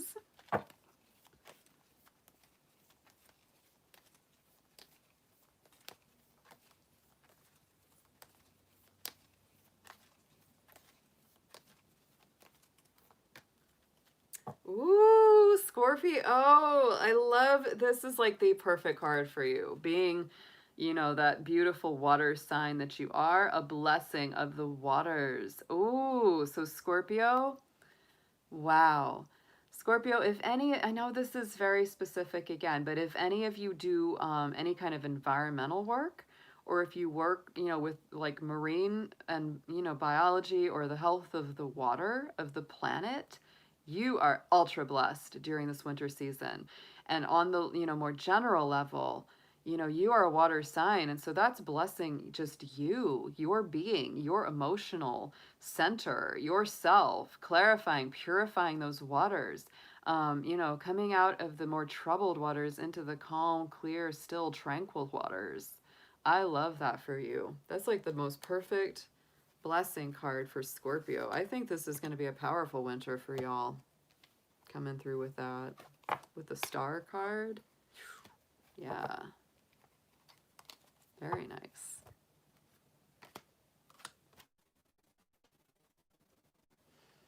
All right, guys.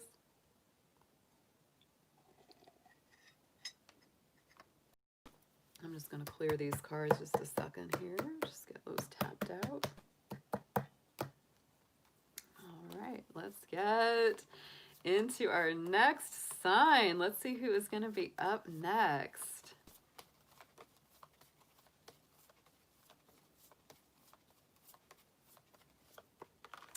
Gemini, Gemini, Gemini. I hope y'all are doing awesome out there, my Geminis.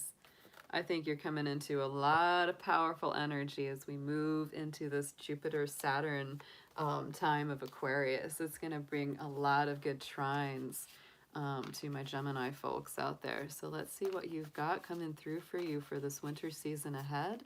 I'm going to start with one card from the Major Arcana to get your overall personal energy and focus for this next 3-month cycle. Please, dear guardians, archangels, ancestors, show us our Geminis, please. Any messages you have for them?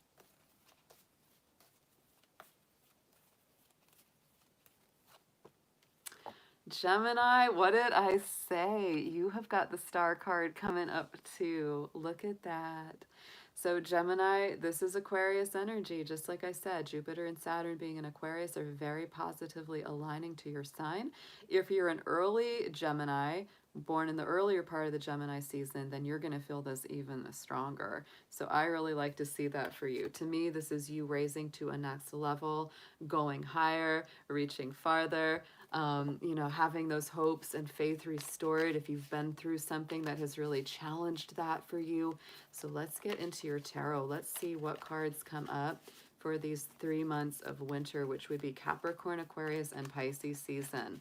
We're going to pull one card for each to see how you fare during this cycle.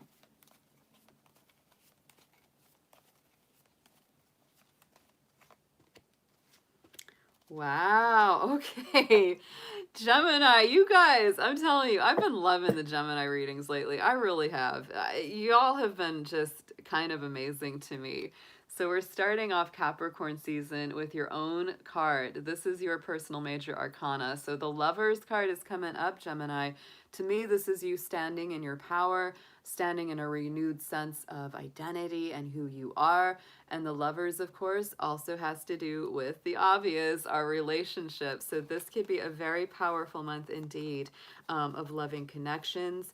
Could be, you know, on any level, whether you're single, coupled, in separation, you know, love is coming up on the horizon, whether it's coming in to be healed, someone coming in that's completely new, going to the next level in an existing relationship. So let's clarify that one.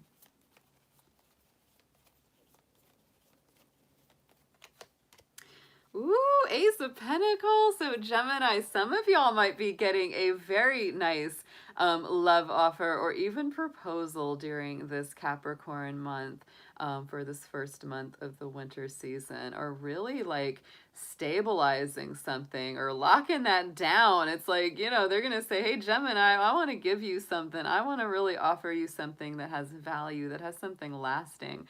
Ace of Pentacles is also the hand of spirit bringing you something good. So it's a little bit like, hey, you know, Gemini, we're going to hand you somebody really nice here. We're going to bring in something very nice. And communication, of course, is key with the Lovers card. It always is. So right in the center for our Aquarius month, this would be the second month of winter, we have the Devil coming on through. This is Capricorn energy. So this is, to me, sometimes just some good old-fashioned hard work that you've got to do, because Capricorn definitely rules our ambitions. This is also needing to release yourself from anything that is holding you back, anything that is keeping you feeling stuck, chained in any sort of, you know, bondage to either an addiction, a routine, a cycle, an old relationship, an old friendship, an old home situation, an old job that just isn't making you happy. Because the negative side of Capricorn energy, like with the Devil, right, is that we can really get in those ruts that are not very life affirming, right? And it's always a good time to break out of those.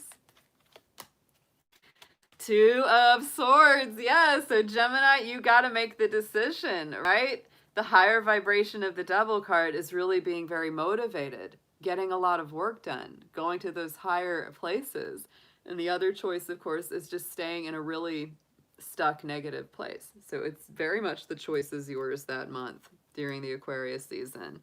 Right in the outcome, though, look at this. We have the Sun card for our Geminis in Pisces season. So the most positive energy of the tarot, most positive card coming out for you. So to me, that means restored faith, restored trust, hope, happiness, optimism. All of that feels so good to me. Very strong Leo energy too with the Sun card.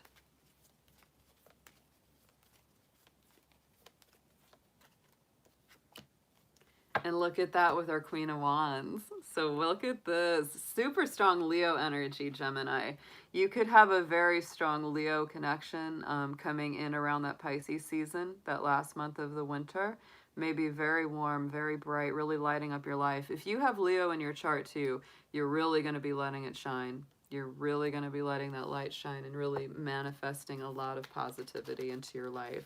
So let's get a blessing card on this and see what the winter season is blessing our Geminis with.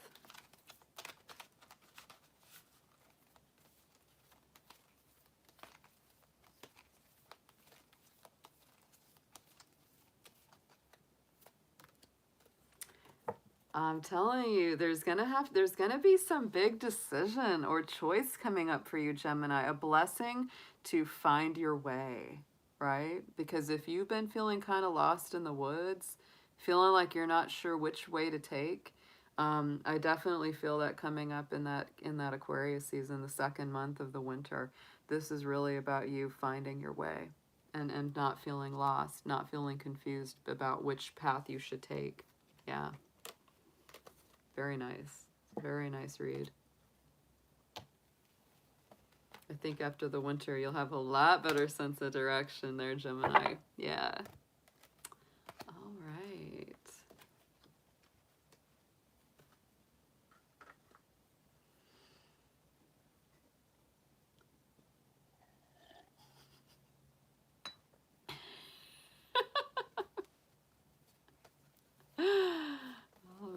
Let's see what we've got coming up next for y'all. Let's see who is next in the reading cycle here.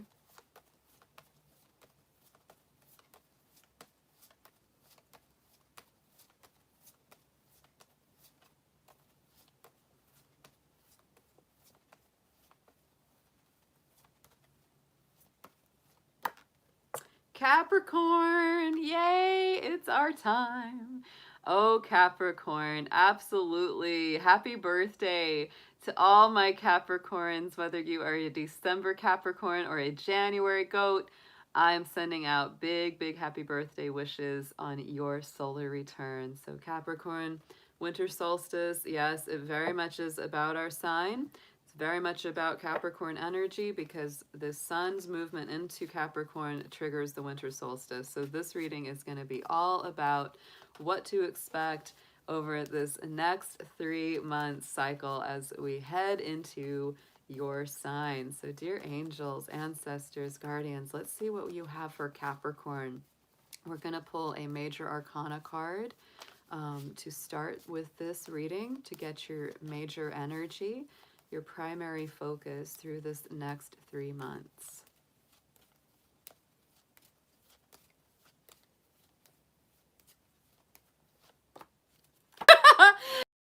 Emperor, this is your energy, Capricorn. I feel like this is very bold. It's very fiery. It's feisty. The Emperor is a war veteran, right? He has been through the battles. He's been through the wars. He's a wise figure. It's Aries, it's Mars. So it's also that fire, it's that fight. Like you're willing to fight for what you want. You're not going to take things sitting down. I think you're going to be very, very active over this next 3 months. There's going to be a lot of action coming your way too, Capricorn. Like there's just going to be a flurry of activity. So get ready. Get ready, goat. And you know, I mean, that Aries energy, Capricorn, it's time to put yourself first. A lot of this, like love yourself first. Do what's right for you. Don't second guess. Don't sit back and be like, oh, I'll just wait my turn. No, no. You've waited your turn, Capricorn. You struggled through this the last 3 years with Saturn in your darn sign. This is a freedom year for Capricorn. I can already feel it. So let's get into your tarot. We're going to pull 3 cards for this 3 months of the winter season, which of course is Capricorn, Aquarius, and Pisces season, to see how you fare these 3 months ahead.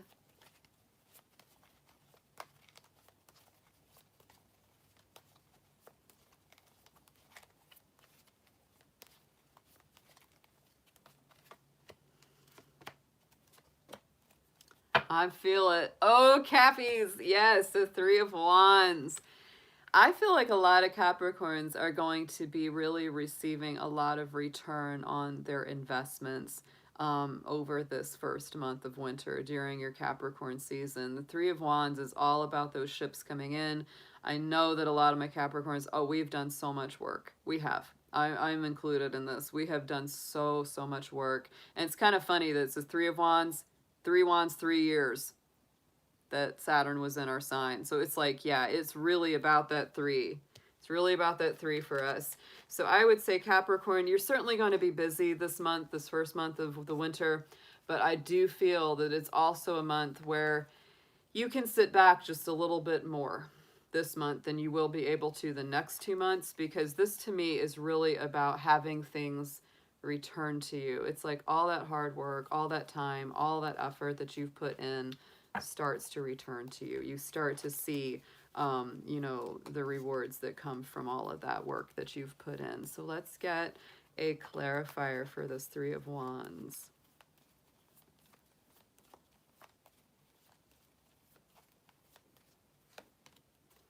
Yeah, look at this. And Capricorn, this to me, this is a lot about setting yourself free from those old kind of worries, those old kind of fears and anxieties.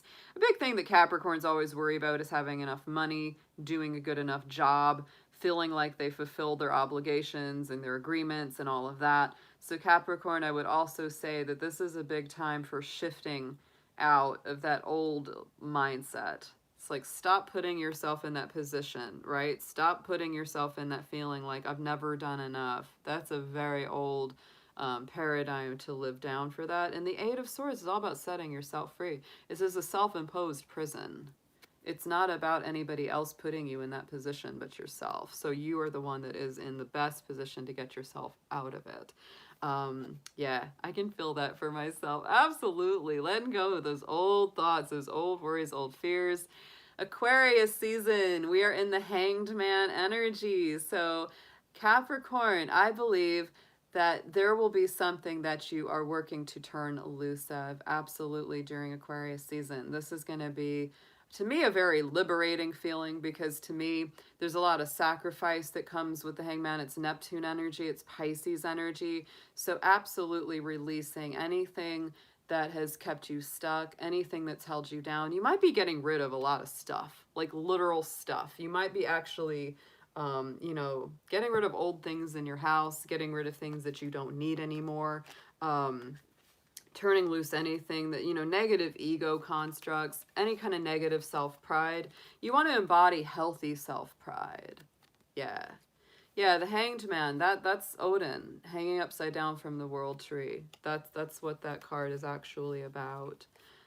You know, it's a little bit of that spiritual challenge, because it's releasing anything that's not good for your soul and your spirit and taking you to this next level of transcendence. It also is about one cycle not completely ended and the new cycle not completely started. So it can be a little bit of that limbo energy too. So you may feel like you're kind of waiting on something. There's a little bit of some waiting energy here, Capricorn, but you're good at that. You're good at that. Yeah, because of the 9 of Cups. Don't worry. Don't worry. It's on the way. It's on the way there. Pisces season, we do have the 9 of Swords. To me, again, this is one of the more challenging cards in the tarot. You've got 8 of Swords and 9 of Swords in this winter season reading, guys. I would just say it's time to release anxieties and fears and worries about the future. That's very strong. You know, because with Saturn being in your in the sign of Aquarius, that is the sign of the future. It is the sign of what's coming up ahead. So Capricorn, I advise, do not get too worried. Do not get stuck up in your head, you know, thinking about what's coming next, what's coming next, what's coming next. You need to stay very grounded in the moment, right? And look at that. It's even telling you this. 4 of Swords. Take a darn nap, Capricorn. Take take a darn nap. I love this. Yes, Four of Swords is all about taking that mental break, relaxing the mind. I mean, that's just, to me, this is a perfect, I love this alignment, because it's like, here's the worried mind, here's the I'm not going to worry mind, right? I'm not going to let that get to me. I'm not going to give in to, you know, those old habits of fear and anxiety. It's a great energy, Capricorn. It's powerful. Yeah, I like it. It's a choice. It's a choice that you'll be making. Am I going to stress about this, or am I going to be chill about this? Yeah, I'm feeling it. It's like, Capricorn, just don't worry so much. This is a more reflective time. You'll be getting it. Don't worry. You've got that Emperor energy. You're going to rock it. Do not worry. You are going to go after and get what you want. But if things don't happen quite as fast as you want them to, don't worry over it. Don't worry over it. Take the steps that you need to take, one step at a time. Emperor energy, Aries energy is all about being in the moment. It is. It's all about being in that moment. That's the most powerful place that you can be. So Capricorn, stay in that moment. Don't worry too much about the future or the past. Stay in the now. That's where your power is. So let's get the blessing on this. Let's see what blessing this winter season is bringing through for you, Capricorn.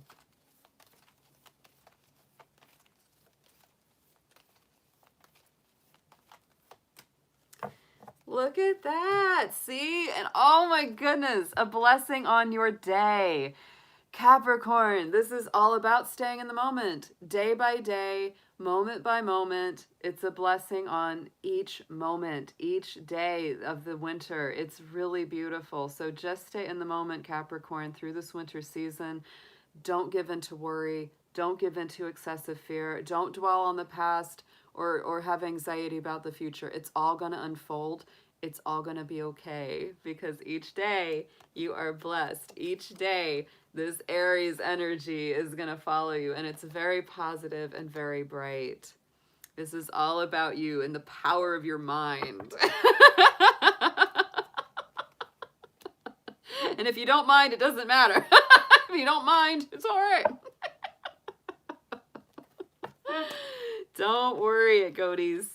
I know Virgos know how to worry, but there ain't no worrier like a darn Capricorn. Oh my goodness. Oh, thank you, Gary. Thanks for that super chat, hon. I appreciate that. We have awesome people. Yes. Moonchild. I like what she just said. Baby goat mind. It will be fun, right? It's funny. Moonchild and I, you know, and me and Jacqueline, we've been sharing little, you know, gifs and memes of baby goats jumping around and being silly. And so, yeah, Capricorn, embody baby goat mind. Baby goat mind is happy. It's joyful. It's playful. It climbs the little mountains and hills just for the fun of it, not because it had to do it for work. Yeah. Be like a kid again, Capricorn. Literally. All right, y'all, we got 4 signs left, so let's see who we have coming up next. Let's see who is next, guys.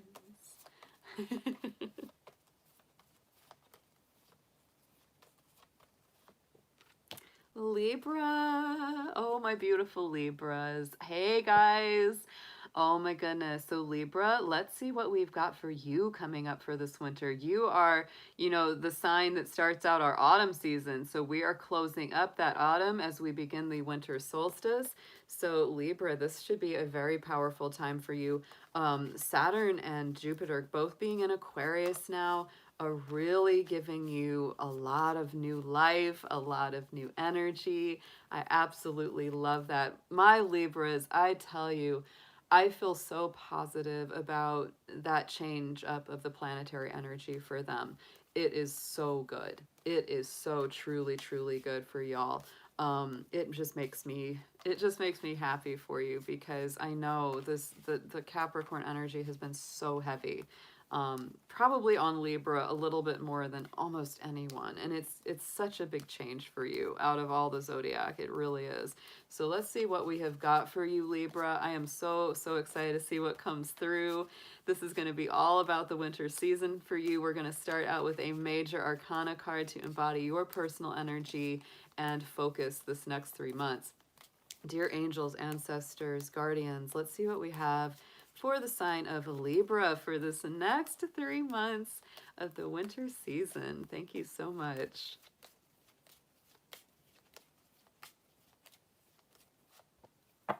Justice. Libra, you are in your power. I knew it. I knew it. Libra, the Justice card is your card in the major arcana. And so to me, this is all about you stepping into your personal power. Righting wrongs, bringing fairness, equality, harmony, and balance. That is very much what you're focused on. And I tell you, this last cycle, look at what's on the bottom. No joke. Capricorn, there he is, the devil. So Libra, I mean, that's really what it's been. That is what it has been for you guys. It is that Capricorn energy that has just been stalling you out, challenging you, adding just pressure and a feeling of crisis at every turn over this last 3 years, especially this last 3 years. So let's see what we've got coming up for you. We're going to pull 1 card from the tarot for each of the months of the winter. That'll be 3. That's going to embody Capricorn, Aquarius, and Pisces season. So let's see what we've got for you in these deeper messages.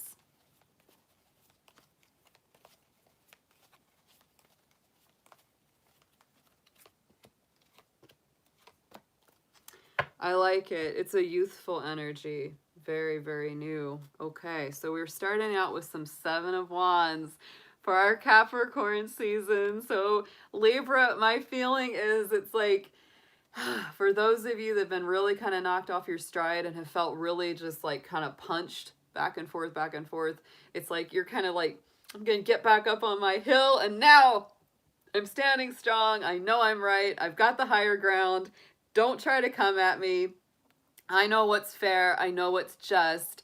I will fight anybody that tries to question me. So Libra, I definitely applaud your feistiness, but I definitely want to also implore you to use your powers wisely, choose your battles wisely. Not all battles are worth fighting. So just, you know, use your discernment on that as well. So let's get a clarifier for our 7 of Wands. What are you feeling so feisty about, Libra? Let's see. Yes, the moon, right? So Libra, you feel very punchy about the fact that maybe you felt like the wool was pulled over your eyes, and maybe you felt like things were hidden from your view. Maybe things were very unfocused and very clear for some time, very confusing. And now you feel like things are starting to get a lot clearer, and you're kind of pissed about it. It's like, dang it. It's like, now I finally see what was really going on, and now I know I'm right about this stuff. I know that I was right about all of it. Oh my goodness. It's like my intuition was right. I knew it. You're kind of going, I knew it. I feel that for my Libras. They're saying that. So right in the center for Aquarius season, we have the Page of Swords, which is an air sign energy, so it fits along with that month quite well. Page of Swords is a youthful energy. Our pages are definitely, you know, a younger, more immature energy. They're also the messengers of the tarot. The page comes in with new information, new energies coming through for you, Libra. So this season, Aquarius month, 2nd month of winter, could be very, very active, you know, intellectually and mentally. You could be getting lots of text, lots of emails, lots of phone calls. And it's also saying new ideas are on the way. Yeah.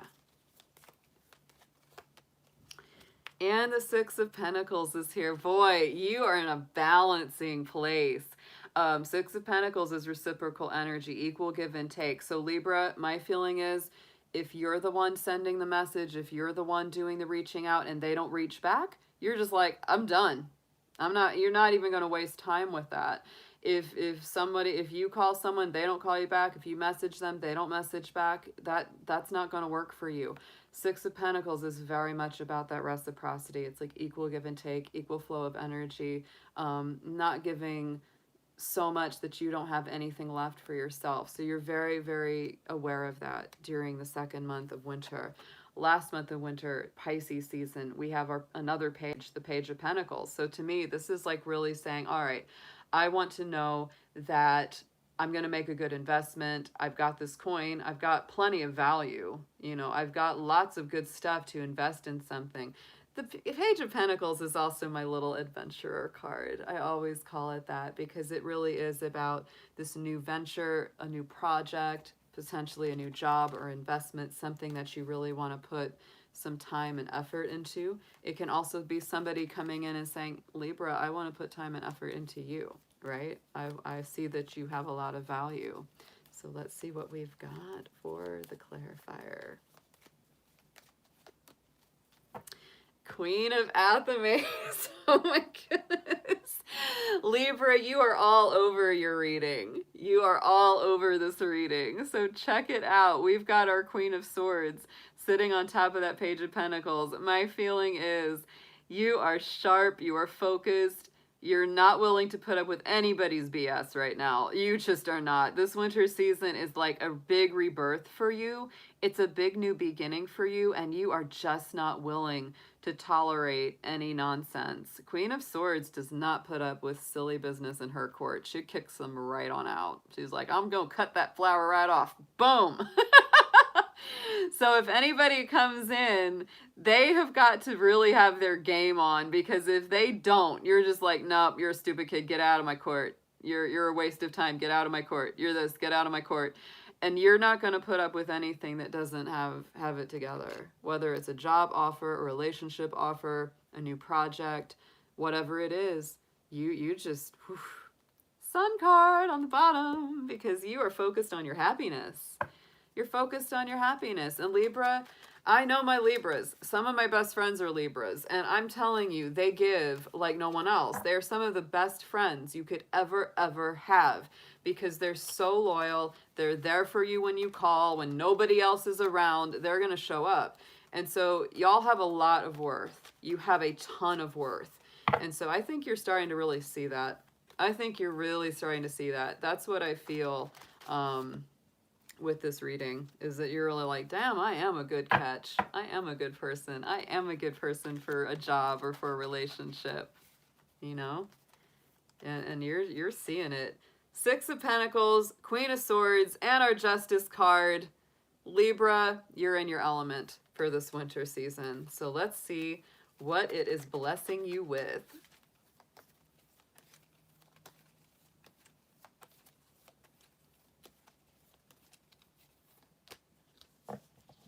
Oh, that's perfect for Libra. I love that.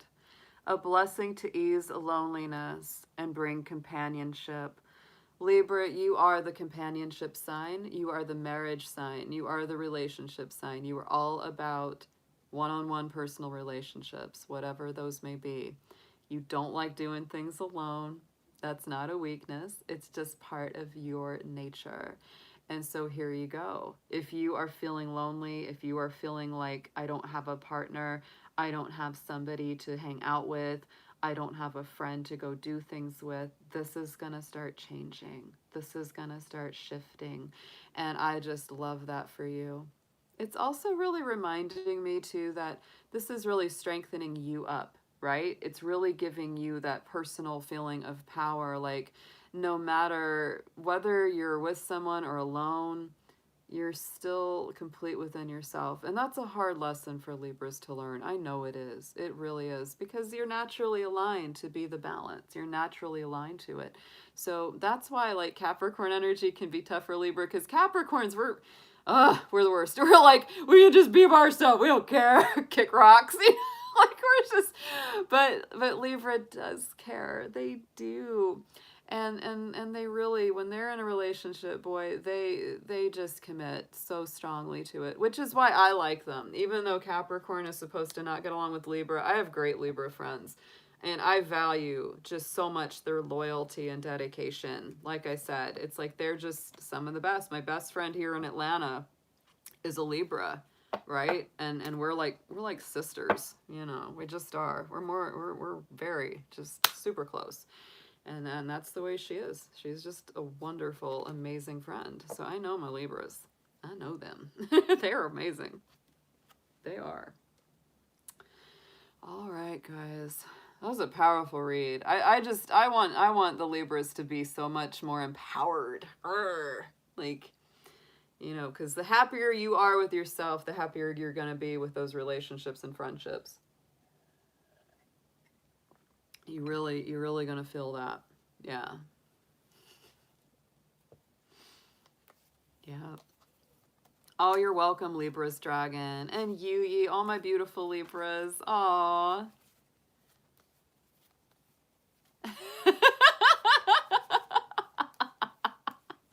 Yes, Fry King, I did.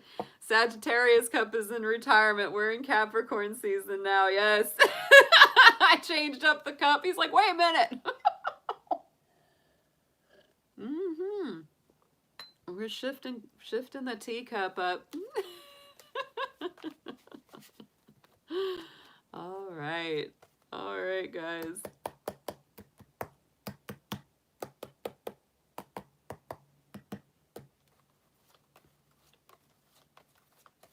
Let's see who's next. We're down to 3.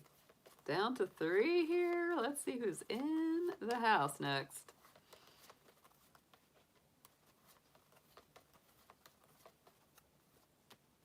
Sagittarius. Of course, Fry King spoke up and Sagittarius popped on out of there.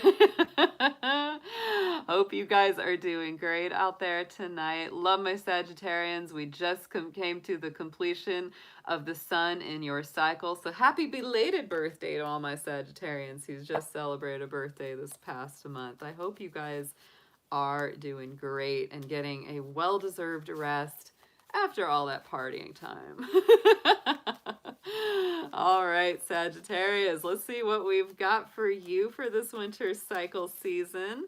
We're going to be looking at first a major arcana card from the tarot to embody your personal energy and focus over this next 3 months. Dear angels, divine beings of light, guardians, and ancestors, show us our Sagittarians, please, whatever messages you may have for them.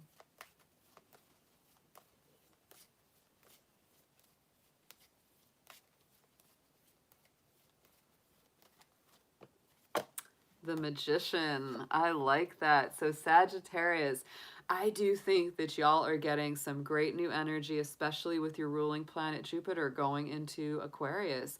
That was the big, big, bright luminary there in the sky tonight. We're seeing Jupiter and Saturn sitting side by side in Aquarius. So to me, that's bringing in some very positive, electric, brand new kind of mass consciousness, freedom, liberation energy for you. The Magician is a Mercury ruled card. It's Gemini, it's Virgo. And so this to me, it's the Master Alchemist. This is you bringing together all the gifts, right? He has the cup, that's our emotions, and the tarot, the sword, that's our, you know, our air, our intellect, our, you know, our feeling, our thoughts, how we communicate. We have the coins, which is our pentacles. So we have the earth element, what we're contributing and what our resources are. And then, of course, the wand that brings it all together with that energy.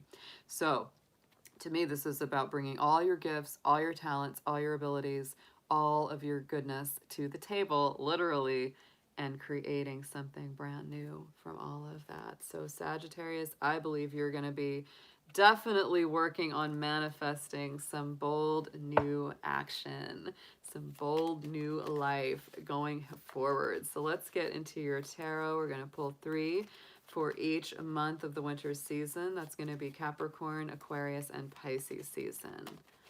Let's get to see what you are faring like over this winter. A lot of folks are really working. Oh, we're working. This winter is going to be a very powerful turnabout. I feel it. There's a lot of working on liberation and personal freedom and letting go of old cycles here.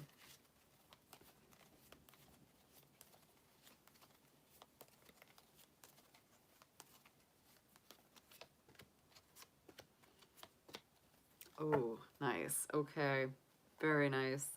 We're starting out with our Queen of Wands, another beautiful manifesting magic kind of queen. She's got her little black cat, her little magic friend there. To me, this is your own energy. It's Leo, Sagittarius, Aries. To me, that's really you coming into your power. It's the generosity, it's the passionate heart, it's the overflowing feeling of I can give freely and without reserve or restriction, because I know I'll always have more. Like, I know that source is unlimited. I don't run out, right? It's the golden goose, right? Don't kill the golden goose. She says, I can lay you a golden egg, but I can do that every day. You know, I might give you one egg, but, you know, and you might take advantage of it, but, you know, I can keep going. I can keep going. Ace of Wands. Ah, Sagittarius. Boom. What did I say about starting a brand new life, brand new cycle, brand new energy? This is definitely the hand of spirit coming in and bringing you a passionate new start. Fiery new start. Very, very nice. I love it. Gosh, that's nice. All right, in the center, Aquarius season. This is our second month of the winter time. So this is our Five of Swords. Five of Swords, like the Seven of Swords, ain't a nice guy. This is people who will step on someone else to get ahead, win at all cost. And this could also lead you to that feeling of, should I stand up and fight for this? Or should I just cut my losses and walk away? So you may be making a big decision during that Aquarius season about someone or something, if it's holding you back. Because my feeling is, this month ahead, this Capricorn season, you're really making some big, powerful beginnings. Yeah. And it's like, this might be that little bump in the road. It's like, oh, what was that? Oh, what was that? Did I just run over someone?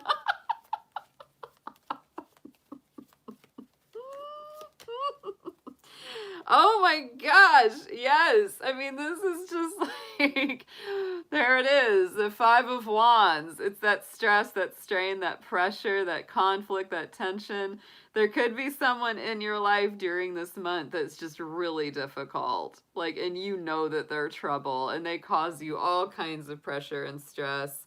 They may be someone that really likes conflict a lot. I don't think this person will be much of a secret to you or the situation. I think you're going to know who it is, and I think you're going to let go of it quite quickly, because check what comes in the next month. We've got our Ace of Swords. So to me, of course, that is victory. That is success. That is clarification, liberation, freedom for the mind. I always feel a lot of the presence of Archangel Michael with the Ace of Swords. So I do feel that protective energy, that clearing energy as well. It's very powerful. Aces are always the hand of spirit coming in with some kind of aid for us. And with the swords, it's like it is. It's about clearing and freedom of the mind. It's beautiful.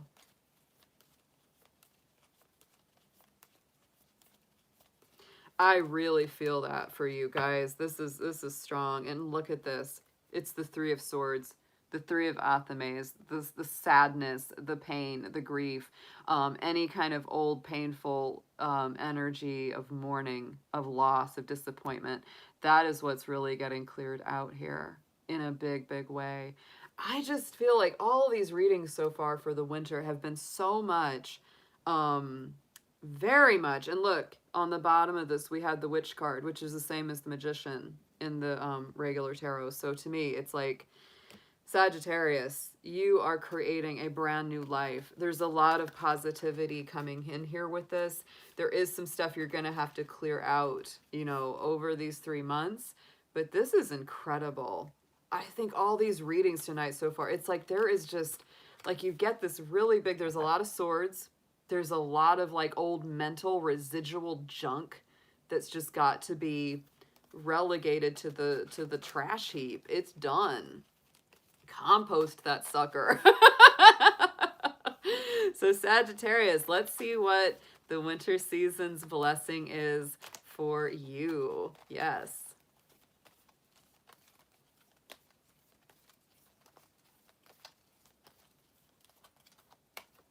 Whew. You're gonna get your sword or your stick out and smack someone Oh my goodness, a blessing on a battle that cannot be avoided. Here it is. Here it is. Absolutely.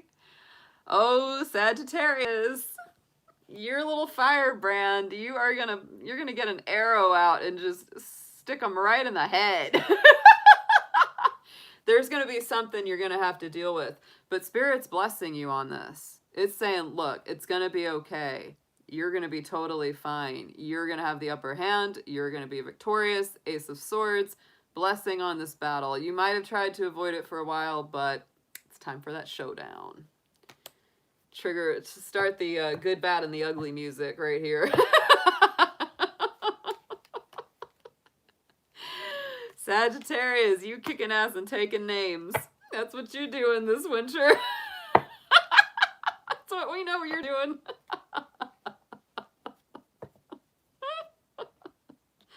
Wow, that was a feisty reading. Yes.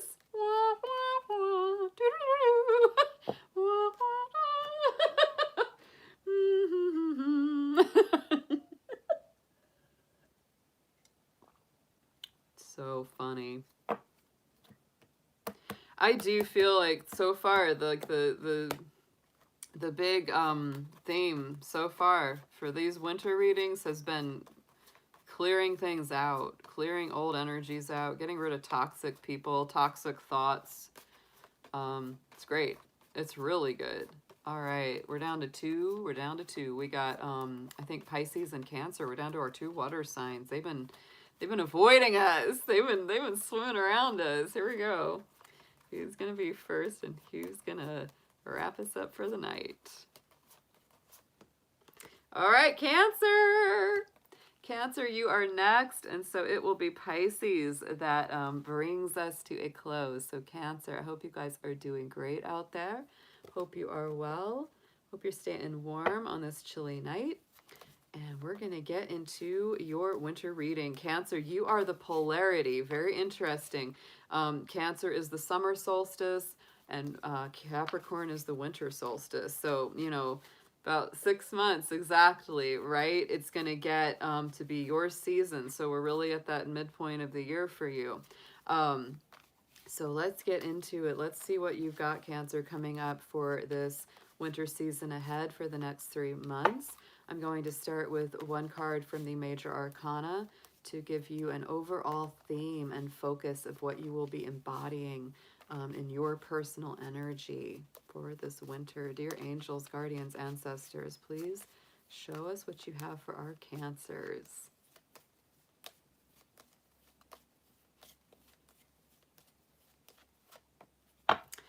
Wow, I like this. Yes, look at it.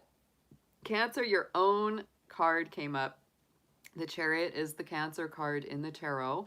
And so when that comes up for your own reading, I think that's very much you stepping into your personal power. There's a lot of healing. There's a lot of movement, growth, travel, expanding the mind, expanding your understanding, broadening your education sometimes, gaining a lot of wisdom. So I feel very, very positive about that. That's a great card to get for you. Let's get into your tarot. Let's see what 3 we have coming up for you. We're going to pull one for each of the 3 months of winter, which will be Capricorn, Aquarius, and Pisces season.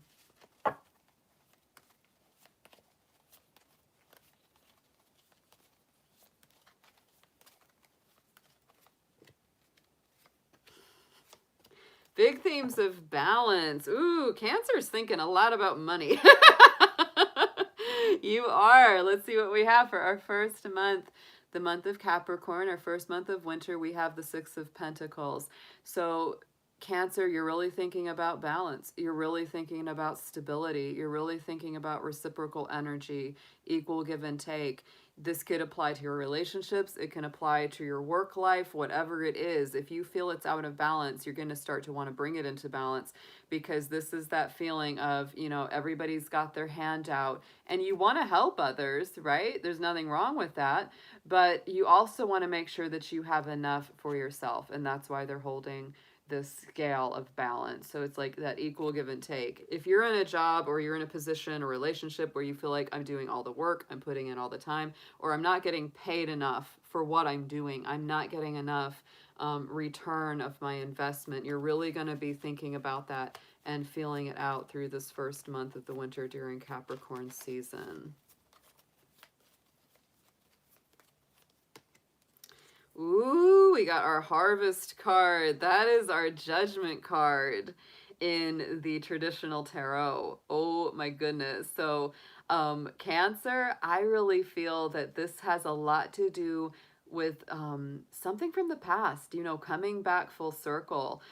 This could be a very specific situation for some of you where it's like you did a job or you did something and they promised you, you know, some kind of payment or some kind of compensation. It didn't get brought through and you're like, hey, wait a minute. You kind of bring this back up to the surface like it's time to pay up here. Because Judgment is always a little bit of that phoenix from the ashes. It's something, you know, being restored, being renewed or rebirthed. So right in the center, Aquarius season, we have the Hierophant card, major arcana on this. This is Taurus energy. Again, very earthy, very stable, very much rooted in that material plane. But this is also our high priest kind of energy. So Cancer, to me, you are in a place of really trying to understand your life purpose, your life mission, your spiritual path, what spirit has for you. You may also be really going to the next level again in wisdom and understanding. Just like we have in this Chariot card, to me, it's really kind of growing up spiritually, right? So let's see what we have got clarifying that Hierophant.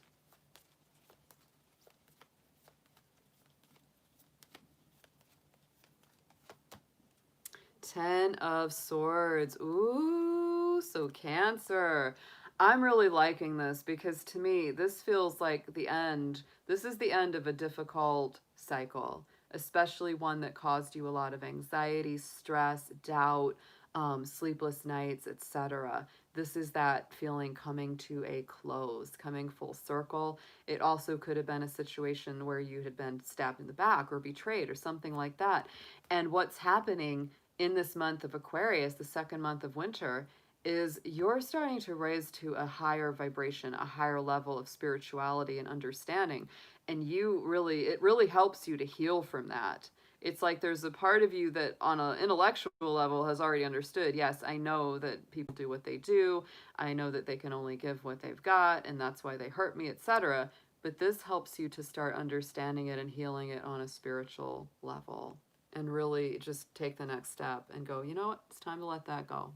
I went through it, I've healed from it, I understand where it came from, and now I'm ready to move on.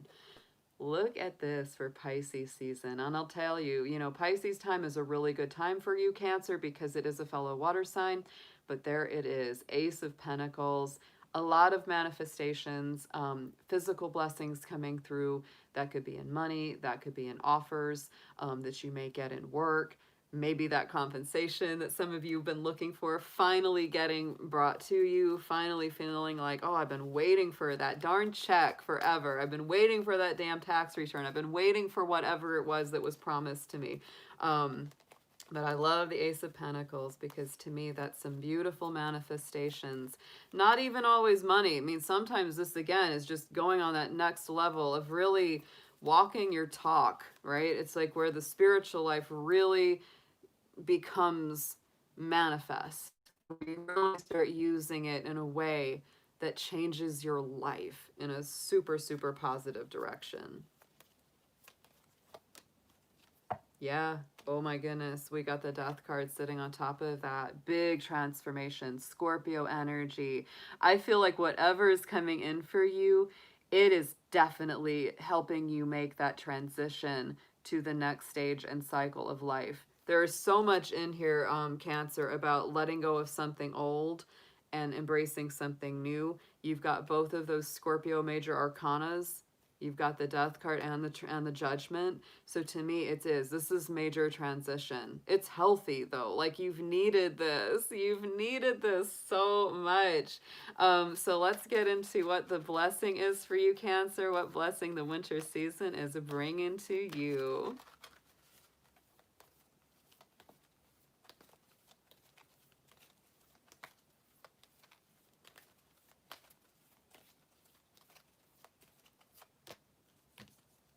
Aha. A blessing to find the truth. Absolutely. Cancer, to me, this is all about like pulling back the layers, revealing what's truly at the heart of your own personal truth, and really starting to act on it going into the future. Something I also noticed about the synchronicity in the artwork here is we have, you know, the light horse and the dark horse in the chariot card always.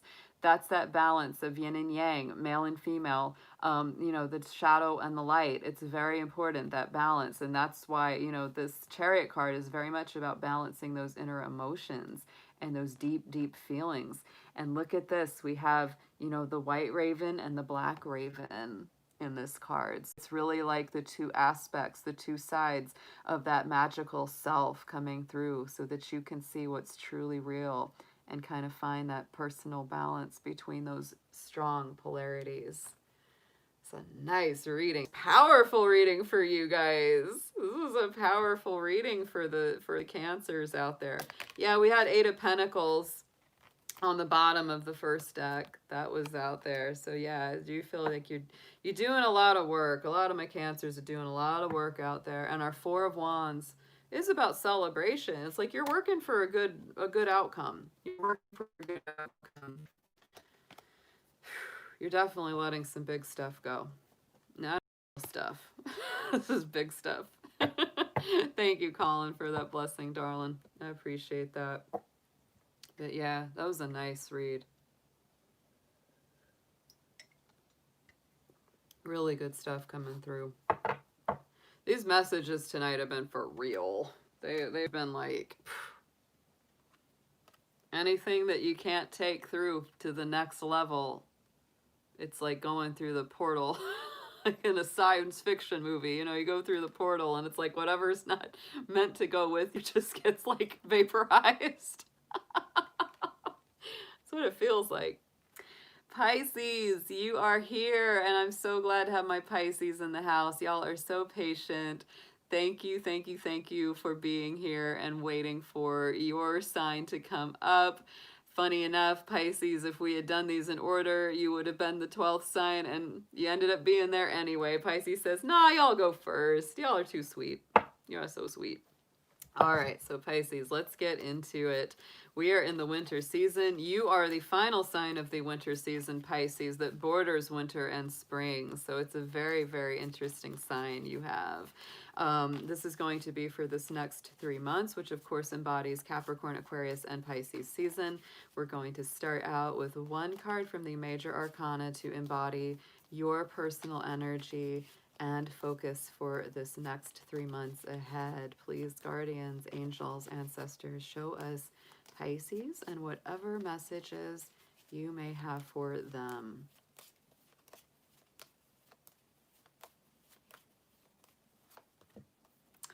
Pisces, you've got the Tower coming through. There's a couple other signs that also had the Tower. Trying to think, it might have been Aquarius. I'm trying to remember all the ones. There were 2 other ones. So Pisces, this is a powerful card. It's a card of action. It's a Mars ruled card, so it's always about things moving forward. It is about dismantling those old constructs, those old difficult cycles that need to come to an end. Many times they are something that you know needed to be taken down or removed to make new progress and make new headway. So sometimes this, Tower card can be shocking change. It can be like revelationary, like, oh my gosh, I can't believe this is happening. Sometimes very positive, sometimes very chaotic, right? But it's very important. So Pisces, I would say that not unlike a lot of folks through this season coming up, you are definitely going to be removing any obstacles, anything that's in your way, anything that's been holding you back. Don't be afraid. Do not be afraid if those old things start to come apart. If old relationships, old jobs, old places you've lived, old situations start to shift and change under your feet, or if you're just simply letting go of a whole lot of old energy, it is a powerful time ahead. So let's get into your tarot. Let's see what we have for you. I'm going to be pulling 2 cards actually for each month, the 3 months of winter. So let's see what you have got here.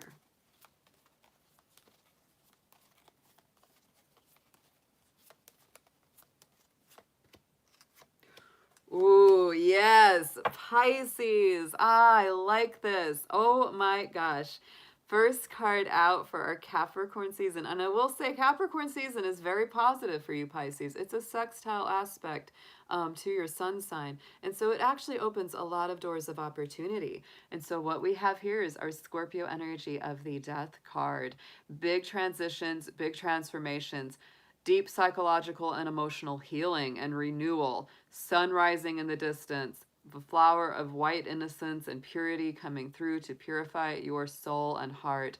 So absolutely, death is not to be feared at all in the tarot. This is a powerful time of big, big rebirth and transformation here. So let's get into a clarifier for that.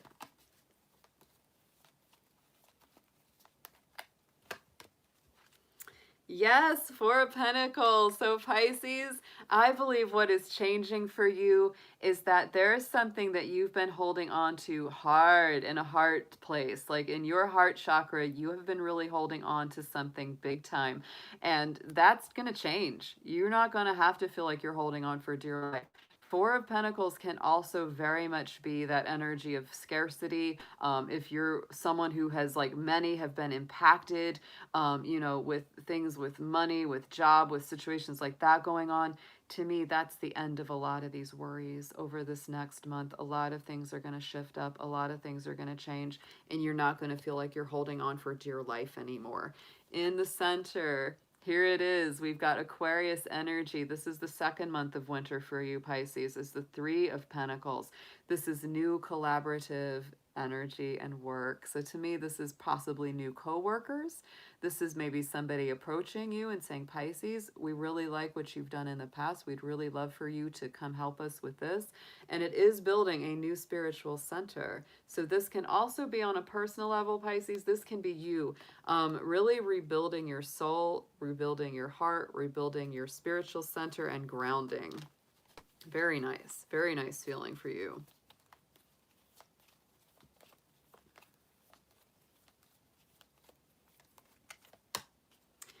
Judgment card. Yes. So just like Cancer, interesting, Pisces, just like Cancer, you're bringing through both our Judgment card and our Death card. Both of those are aligned with Scorpio. The Judgment is Pluto rulership, which is the ruling planet of Scorpio, and the Death card is Scorpio itself. So to me, this is that higher vibration of the Death card. You're both doing that energy. You're both doing that transition. This is the phoenix from the ashes kind of card, right? This is the new life, the new existence, the resurrection after the death and the transition. So there's going to be a huge resurrection of life within your soul, within your heart, and really feeling grounded again, feeling like you have good people to work with again if you hadn't felt like that in a while. And look what's happening in your own season, Pisces, for the month of March, for that late February and most of March. Your season, the last month of winter, is our Two of Cups. So to me, this is that heart healing kind of relationship and connection. This can be meeting that soulmate, twin flame, or just going to the next level with somebody who really, really gets you. Like somebody that even if you've been having a hard time or there's been miscommunications in the past, to me, this is the healing of that. You can take this as it resonates, whether you're single, coupled, in separation, but I love that card. Yes, it's a beautiful card of heart healing and connection there.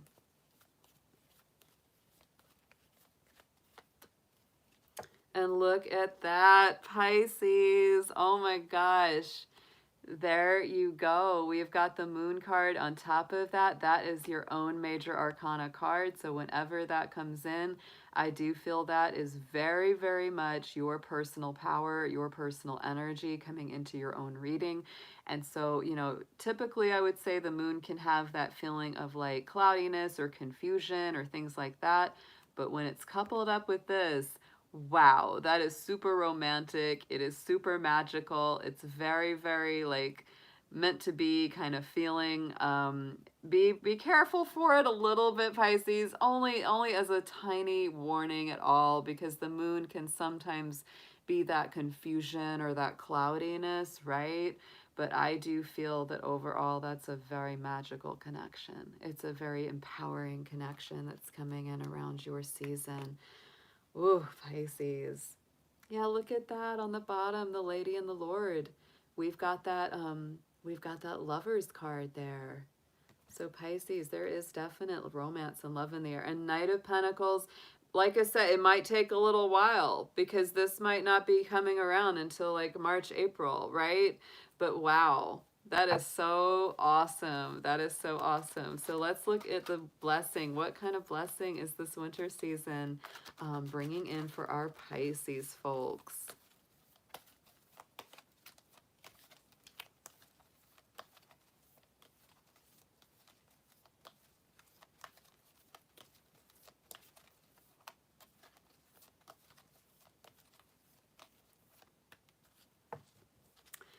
I like it. This is great. A blessing for peace of mind. So Pisces, don't worry, don't stress, don't have fear or anxiety. Remember that all is well. Remember that you are blessed. Your peace of mind is blessed. You are going to have tranquility. You are going to have stability, no matter how big these transitions and changes feel, because they're definitely there. These are big, big changes. You got Tower card, death, the judgment, all of that, right? So yeah, this is so, so amazing for y'all. I love it. Beautiful, beautiful readings for everyone tonight. These are powerful. I do feel that there is just some major transition going on over this next 3 months. We're definitely going to be feeling it. A lot of things are getting cleared away. A lot of things are getting cleared away to make way for brand new cycles of growth. Yeah, sweet Vampy, thanks so much for coming and being here. Hey, Moonchild. Yeah, it'll probably be at 8 p.m. I think that kind of works best for everyone. So yeah, let's look forward to oh yeah, welcome. You're welcome, everyone. Thank you, Silver Star. So yeah, Christmas Eve, if 8 p.m. works well for everyone, then that's when I will do it. It works for me. That's a good time for me. And it's not going to be super long. An hour and a half at most. Yeah, I'm not going to like keep you for hours and hours. Not like these reading nights where we go for a long time. Yeah, yeah. So it's not going to be like a super long thing. It'll just be something enjoyable for all of us for the winter season. So thank you, Light Seeker. Thank you, everybody who joined in tonight. I appreciate you guys so much. Thank you for Moonchild and Jacqueline for moderating our chat this evening. I could not do it without them. And yes, thank you for, there's been so many new people. Libra's Dragon, I don't know if I've maybe seen you once before, but I'm so glad that you have been in the chat. Fry King, yes. Sweet Vampy, love to see you. Glad to see you back, sweetheart. We've been missing you. Silver Star as always. I need to make her a moderator too, because she's reached out and said she would like to help out with that. Sweet Scorpio. Thank you, babe. We love our Scorpios here. We really do. Oh my goodness. Yep. So be sure to remember to like, subscribe, share this channel, all of that good stuff. I should be I'll do my best. We did a lot of different card decks tonight, but I'll do my best to post what those are in the in the description box. So those are all there for folks who are interested in the card decks we used. Yeah. I'll miss you guys tomorrow and the next day. I've taken a break, taken a little break just to get some rest and also to maybe get some full moon readings recorded. We're building up to a full moon real quick, guys. Hey, Krista. Goaty goat. Happy goat time. Happy goat season for all my Capricorns. Yes. Mm-hmm.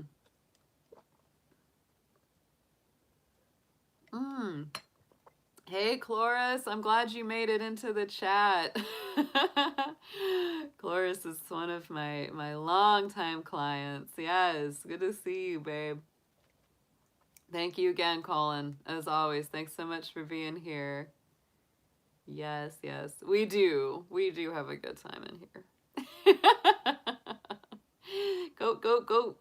Yes, definitely the more the merrier. It's awesome when we have everybody in the house.